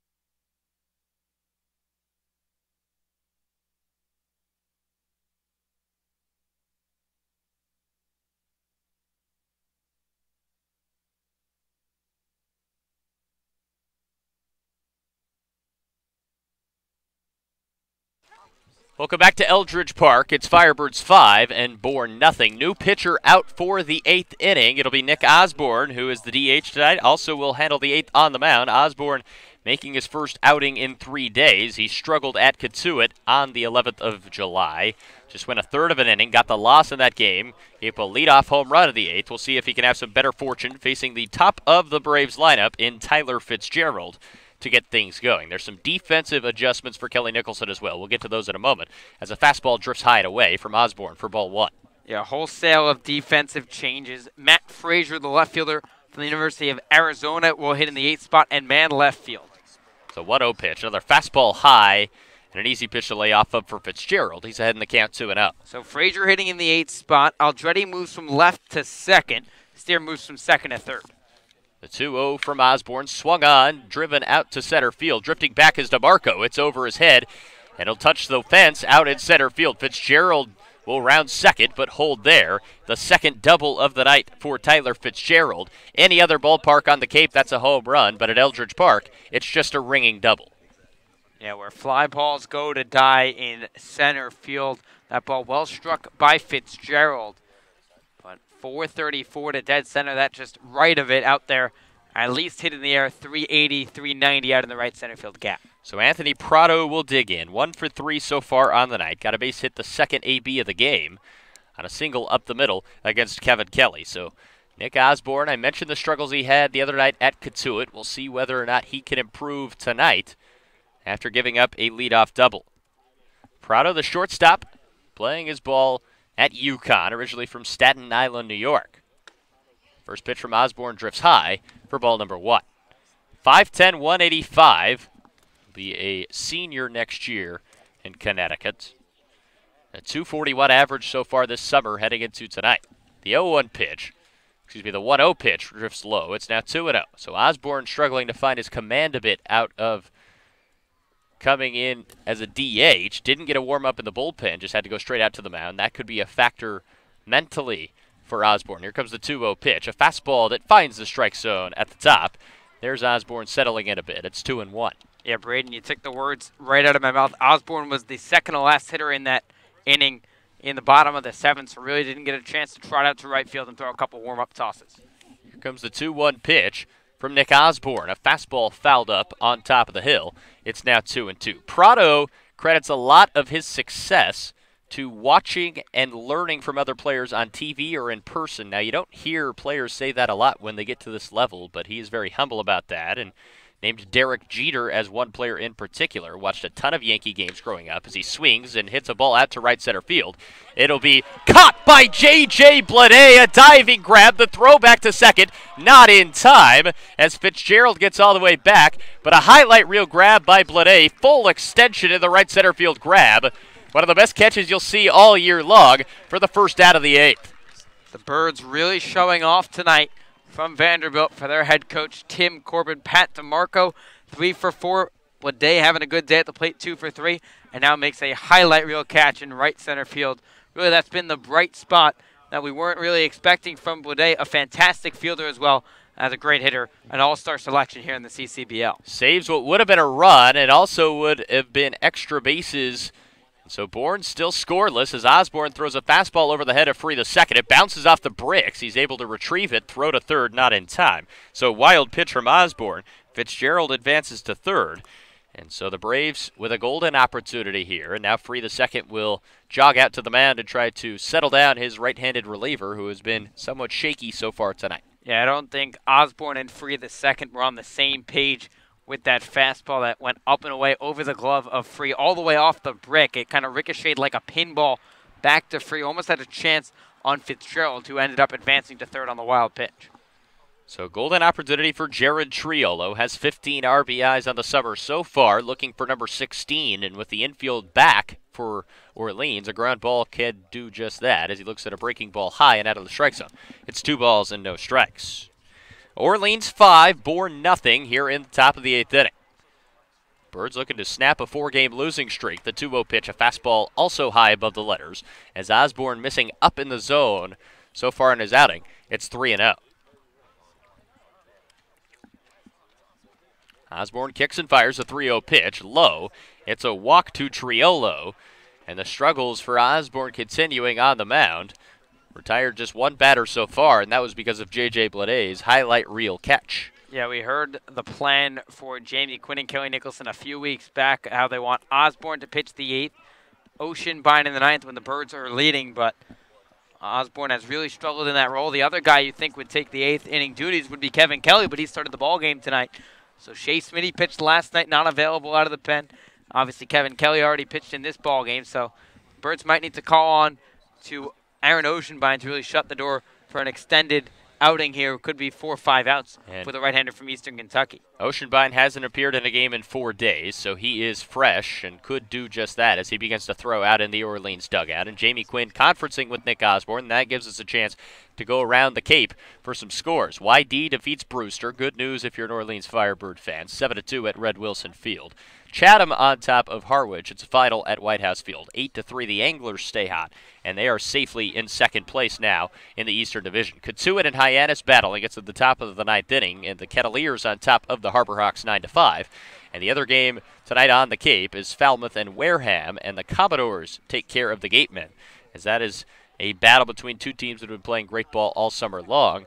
The Commodores defeat Wareham 3-0 as Osborne delivers a fastball that's swung over the top of by Spencer Brickhouse for strike number 1. Spencer Brickhouse, who is in the midst of a brutal slump, got a base hit his last AB and looks at ball 1 on the outside corner. Now just 1 for his last 19 at the dish, featuring 9 strikeouts. Still, however, despite that slump, leads this league in RBI. Has another golden opportunity with runners at the quarters and only 1 out. Osborne kicks and fires, swung over the top of by Brickhouse. It's now 1 ball and 2 strikes. Fitzgerald stands at third. He led off this 8th inning with a double to the right center field gap. And Triolo's at first after walking just moments ago against Osborne. Here comes the 1-2 pitch from Osborne. Grounded to the first base side. Wyatt will field it. Throw to second base. Gazzo's able to get the out there, but the run will score from third base. So it is a productive out for Spencer Brickhouse, who picks up RBI number 21. And the Braves are finally on the scoreboard. It's 5-1 here in the 8th. And I beg your pardon, Logan Wyatt taking the short route, that run being charged to Nick Osborne. He almost had a double play turn, but the pitcher Osborne did not get over to cover the bag in time. So Brickhouse, who entered the night atop the CCBL in RBIs, adds another 1 to his tally. The Birds will gladly trade a run for an out at this point, a 5-run cushion, now down to 4, as Osborne will face Gabe Holt, the birdwatch of the night, who has a big-time hack over the top of a fastball for strike number 1. Holt has reached twice, so I give you some credit, Josh. A single his last time up, but also walked back in the first inning. Comes the 0-1 pitch. Osborne keys up a fastball in there on the inside half. It's now 0-2. So it'll be Gabe Holt, the right fielder, trying to extend this inning for Bourne. Comes the 1-1 pitch from Osborne. Popped up to center field. Should be playable for Pat DeMarco out there. The Vanderbilt Commodore makes the catch, and the side is retired. So Bourne finally able to get on the scoreboard. They are unable to do too much damage. Just 1 run for the Braves on 1 base hit. 1 runner left on. We'll head to the home half of the 8th inning. It's Orleans 5 and Bourne 1 on the Orleans Firebirds Broadcast Network.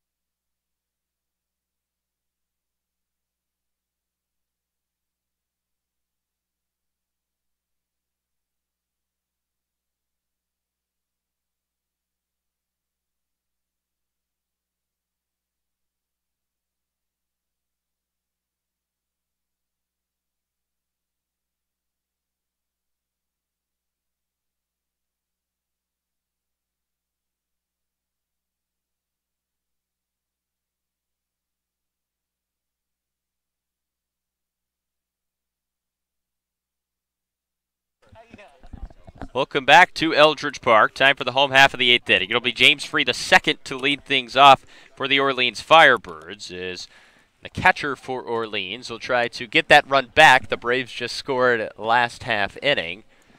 Now equaled up their total of 5 base hits and 5 errors on the evening. 5-1 Birds, they lead it in the bottom of the 8th inning. As the first pitch from Michael McAveen into James Free II is a fastball high for ball number 1. Matt Frazier stands on deck for Orleans. He'll hit in Justin Levy's spot after replacing Carter Aldretti out in left field last inning. Free is hit from the left side and the right side tonight. Neither one successful. He's 0 for 3, and the 1-0 pitch runs inside.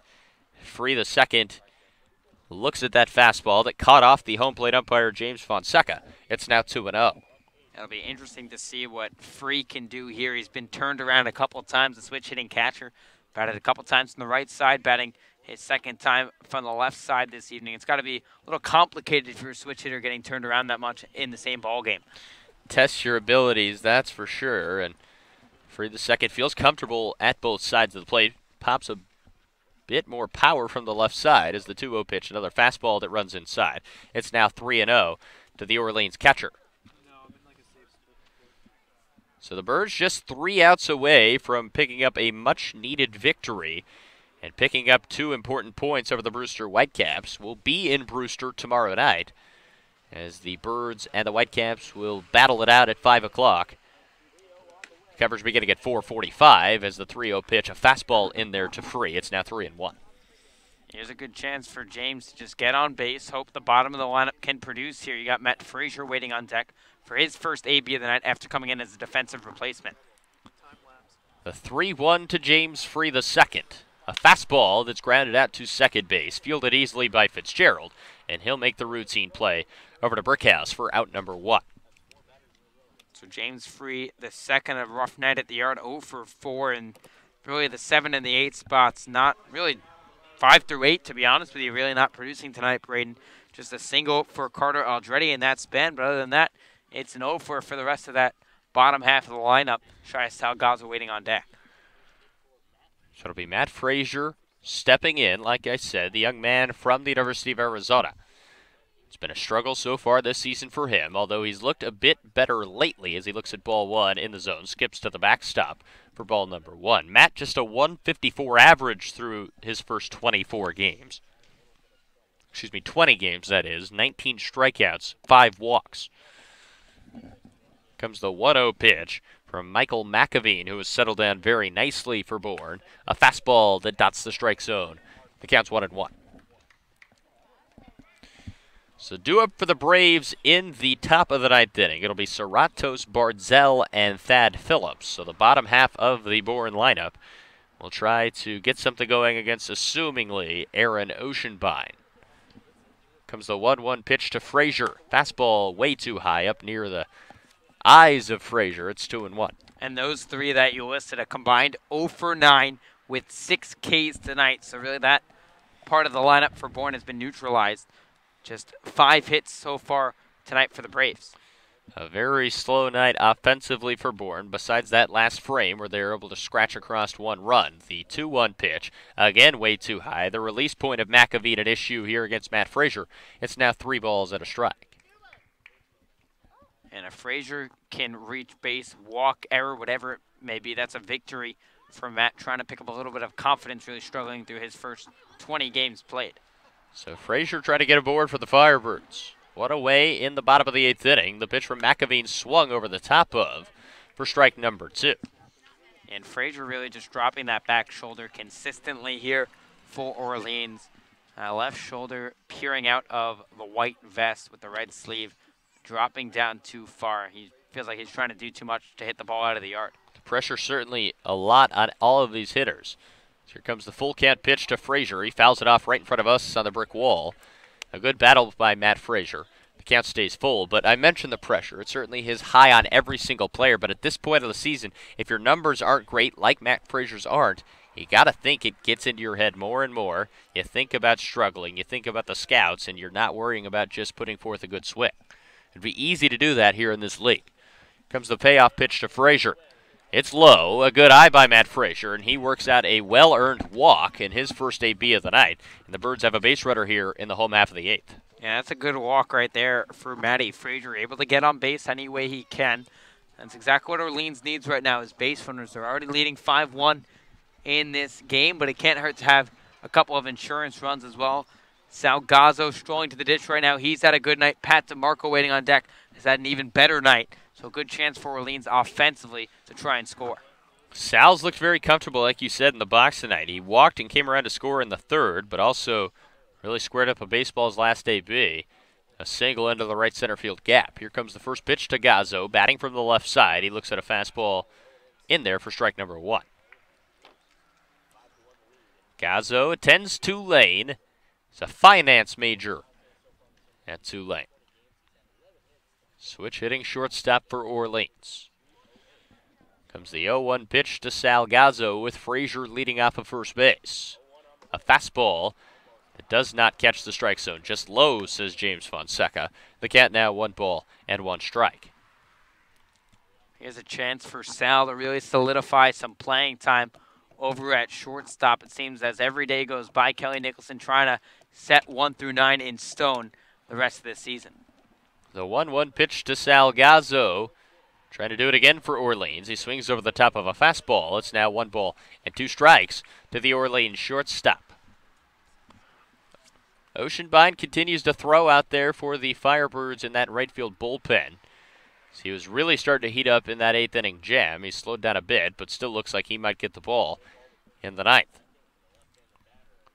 McAveen comes set. Here comes the 1-2 pitch with Frazier off and running. It's strike 3. Frazier does swipe the bag, however. A nice jump by Matt Frazier. That's his 4th stolen bag of the summer. They're now 2 away. Frazier went off with the pitch, a little hit and run for Orleans. The aggressiveness continues for the Birds. That ball hit off of Matt Frazier trying to steal second base, and Harvey Shapiro trying to voice his opinion to James Fonseca, saying either batter's interference on the backswing by Salgazzo, but he pretty much struck out and walked away from the plate in a hurry. Yeah, that was just Shapiro asking for something. It's kind of been one of those nights for the Braves, trailing by 4 runs. It'll be back to the top of the lineup in Pat DeMarco, and he's been outstanding so far, 3 for 4, with 2 singles and a double. Also a stolen base in there and 2 runs scored. So he's done it all tonight for Orleans at the top of the lineup, and we'll see if he can provide one more punch and perhaps the nail in the coffin of the Bourne Braves. 2 away in the bottom of the 8th inning. Frazier stands at second base. Pat DeMarco the batter for Orleans. Comes the first pitch into DeMarco. A breaking ball that catches the inside part for strike number 1.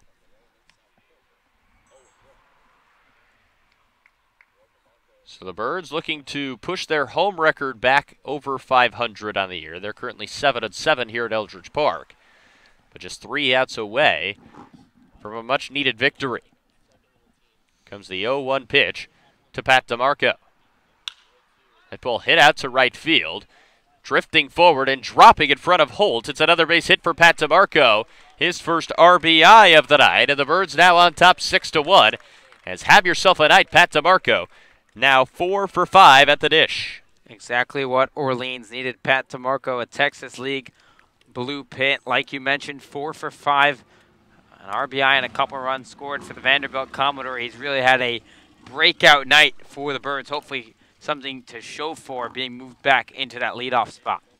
He'll be joining us post-game, regardless of the result, as Harvey Shapiro will now make a long stroll out of the dugout, and it appears a pitching change will be made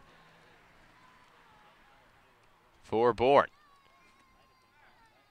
This is an interesting development. Harvey Shapiro walks out to the mound, and now he's waving the pitcher, who is almost near the infield dirt, all the way back to the bullpen for now.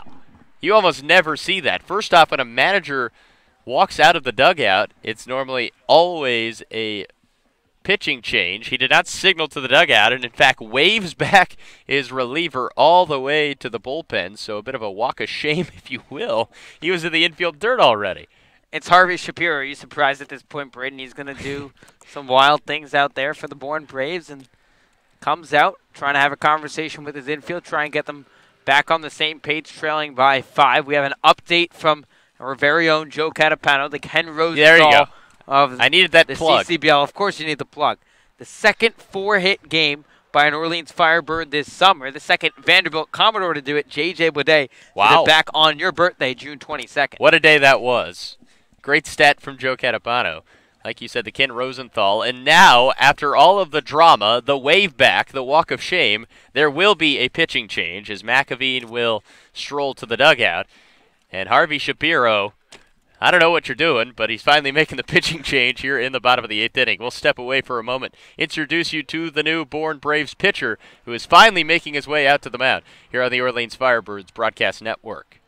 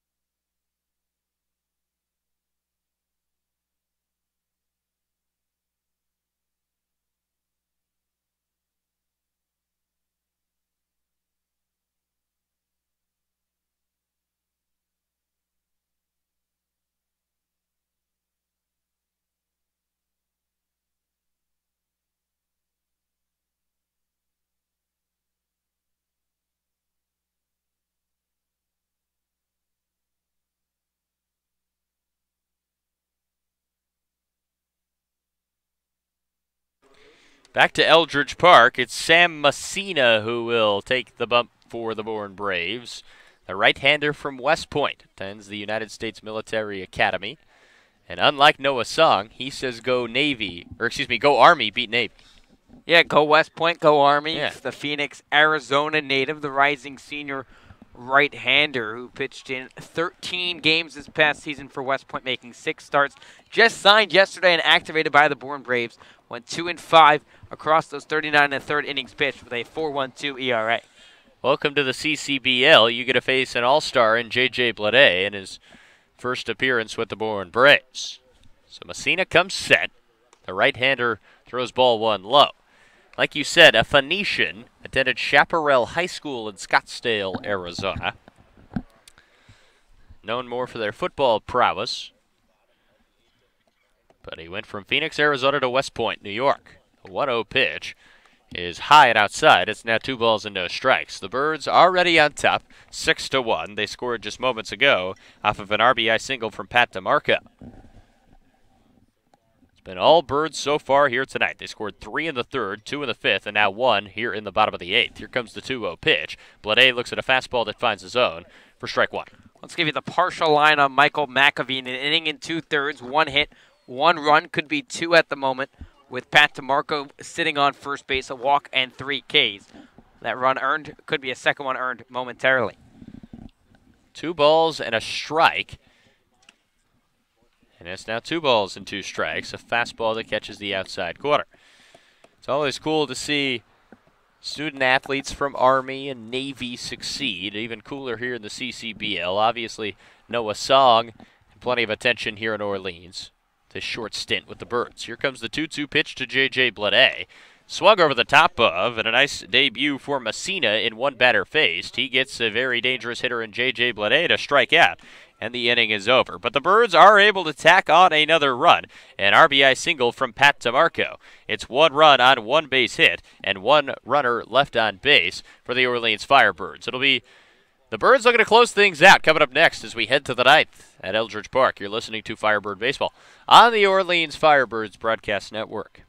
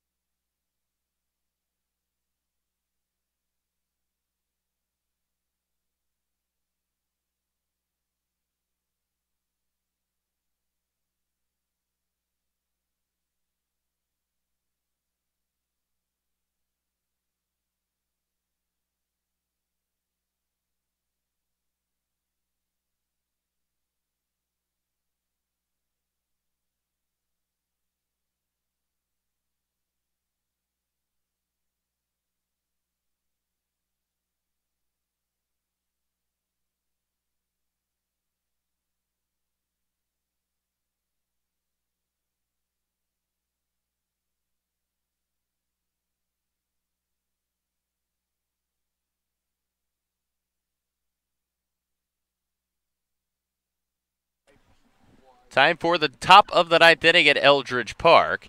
It'll be Serratos, Bardzell, and Phillips, the last chance for the Bourne Braves as they trail Orleans 6-1.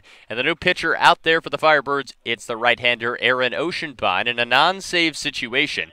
But he has been outstanding so far this season. 20 strikeouts compared to just 7 walks, his first appearance in 4 days. So we'll give you the final line on Nick Osborne, who started off as the DH, pitched 1 inning, gave it 1 hit, 1 run it was earned, a walk, and no Ks after he faced 5 batters. So Aaron Oceanbine trying to get the job done in what's been a very stress-free night at the yard for the Orleans Firebirds. The first pitch into Serratos, a breaking ball from Oceanbine that misses low. It's 1 ball and no strikes. We saw this earlier this summer. Oceanbine technically now in the lineup hitting 5th. Comes the 1-0 pitch to Serratos. Another bender. This time catches the outside corner, says James Fonseca. 1 ball and 1 strike. So Orleans looking to get back on the winning side of things. They were a red-hot ball club before suddenly falling off a cliff. They've lost 4 straight games. The 1-1 pitch is hit foul on the hill. It's now 1 ball and 2 strikes. So Oceanbine just 1 strike away from another strikeout. It would be his 21st in just 11 innings pitched. He leads the Cape in strikeouts per 9, 16 over that 9. So the right-hander from Eastern Kentucky, who has 5 saves on the season. Obviously not a save situation here, but the Birds in much need for a victory. Here comes the 1-2. It's low and in the dirt. Good eye by Serratos. And the count now at 2 balls and 2 strikes. And Oceanbine, another guy that potentially could have been named to the All-Star game. Really the only problem for him so far is that high ERA above 5. He's really gotten tagged for some long balls this summer. Comes the 2-2 pitch. Serratos looks at strike 3, a bender that catches the inside part of the zone for out number 1. And that yomper there by Oceanbine truly froze Oscar Serratos. There's 1 away in the 9th. Big-time curveball from Oceanbine. He continues to fan batter after batter. That's now 21 Ks in 11 innings pitched for the right-hander from Eastern Kentucky. Nothing Serratos could do with that pitch. He's now struck out 2 times on the night, and Ashton Bardzell will dig in. He's 0 for 3 with 2 Ks to his name already. Oceanbine kicks and fires. Another breaking pitch. He's throwing almost exclusively breaking pitches here. It drops in there for another strike. It's 0-1. 6-1 Orleans. 2 outs away from a Firebird victory. Oceanbine delivers the pitch. Swung on and missed. It's now 0-2. What's new, Braden, here at Eldridge Park? Oh, I don't know. Aaron Oceanbine pounds the strike zone, and if you can read through my sarcasm, he does it every night. Just fastball, breaking ball, everything for a strike.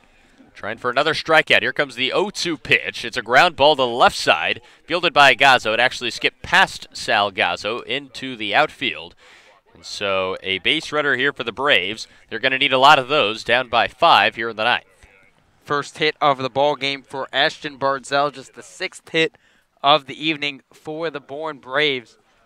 Big-time chance for the Braves to try and scratch a couple and make this game a little closer down to their final 2 outs. Now, for the first time since the first inning, the Braves have more hits than errors. 6 hits compared to 5 errors. It's Thad Phillips now. 3 strikeouts and 3 plate appearances, trying to avoid the golden sombreros. He looks at a fastball at the outside corner for strike number 1. Phillips really struggling at the dish, got the start as the DH, and has not broken out of his slump so far tonight. Here comes the 0-1 pitch. A bender that gets Phillips to turn his back, but then it dropped into the strike zone. It's 0-2. Cooper Johnson stands on deck for Bourne. A double play ball could end it right now, though. Oceanbine comes set, kicks and fires the 0-2 pitch. Swung on and missed. Phillips now with a golden sombrero. The second strikeout of the inning for Oceanbine. And the Birds now just 1 out away from a big-time victory.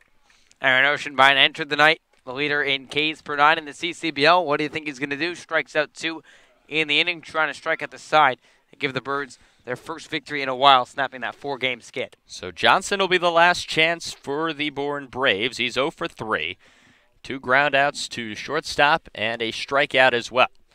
Bardzell stands at first. His run means absolutely nothing to the Orleans Firebirds as the first pitch low and in the dirt, stopped by Free for ball number 1. All Firebirds tonight, 6 runs on 10 base hits, 2 errors, Bourne with 1 run on 6 hits and 5 errors, like I mentioned earlier. Oceanbine comes set and delivers the 1-0 pitch, a fastball that finds the strike zone. It's now 1 ball and 1 strike. So the Birds, a solid all-around contest. Oceanbine trying to finish with an exclamation point. The 1-1 pitch, strike 2, and now the Braves are down to their last strike as Cooper Johnson did not agree with the call there from home plate umpire James Fonseca. Crowd at Eldridge Park on their feet here. 1 ball and 2 strikes. Oceanbine comes set. The closer for the Birds kicks and fires. Check swing. He did go around. That's the ball game. Aaron Oceanbine, 3 strikeouts in the final frame, and the Firebirds dominate the Bourne Braves, defeating Bourne 6-1 after an all-around solid performance, including a phenomenal game from both Kevin Kelly and Pat DeMarco. Kelly went 6 innings, gave up only 4 hits, no earned runs as the starting pitcher, and DeMarco with a phenomenal night, 4 for 5, including an RBI and 2 runs scored. So the Firebirds improved to 11-17-1 overall in a game that took 2 hours and 38 minutes. The winning pitcher is Kevin Kelly. He improves to 1-1 overall, and Trey Benton gets the loss. He is now 0-3. But a special night overall for the Orleans Firebirds as they just completely dismantle the Bourne Braves here at Eldridge Park. Yeah, from start to finish, it was all Orleans, and what really plagued the Braves were those defensive miscues. 5 errors for Bourne. It just seemed, for whatever reason, Oscar Serratos, who's usually a very good defensive third baseman, struggled out there trying to make highlight play after highlight play. So those 5 errors, like you said, will give you the final box score as well, as Bourne 1 run on 6 hits, 5 errors, 8 runners left on base for the Braves, and for Orleans, 6 runs on 10 hits, 2 errors, and also 8 men left on base. So the Birds snap that 4-game losing streak, and on the other end, Bourne now loses a 4 straight as they continue to fall in the Western Division. So we'll step away for a moment. When we come back on the Orleans Firebirds postgame show, Pat DeMarco will join us at the broadcast desk to discuss his phenomenal ball game, where he had 4 hits in 5 plate appearances. The Birds defeat Bourne 6-1. We'll be right back at Eldridge Park.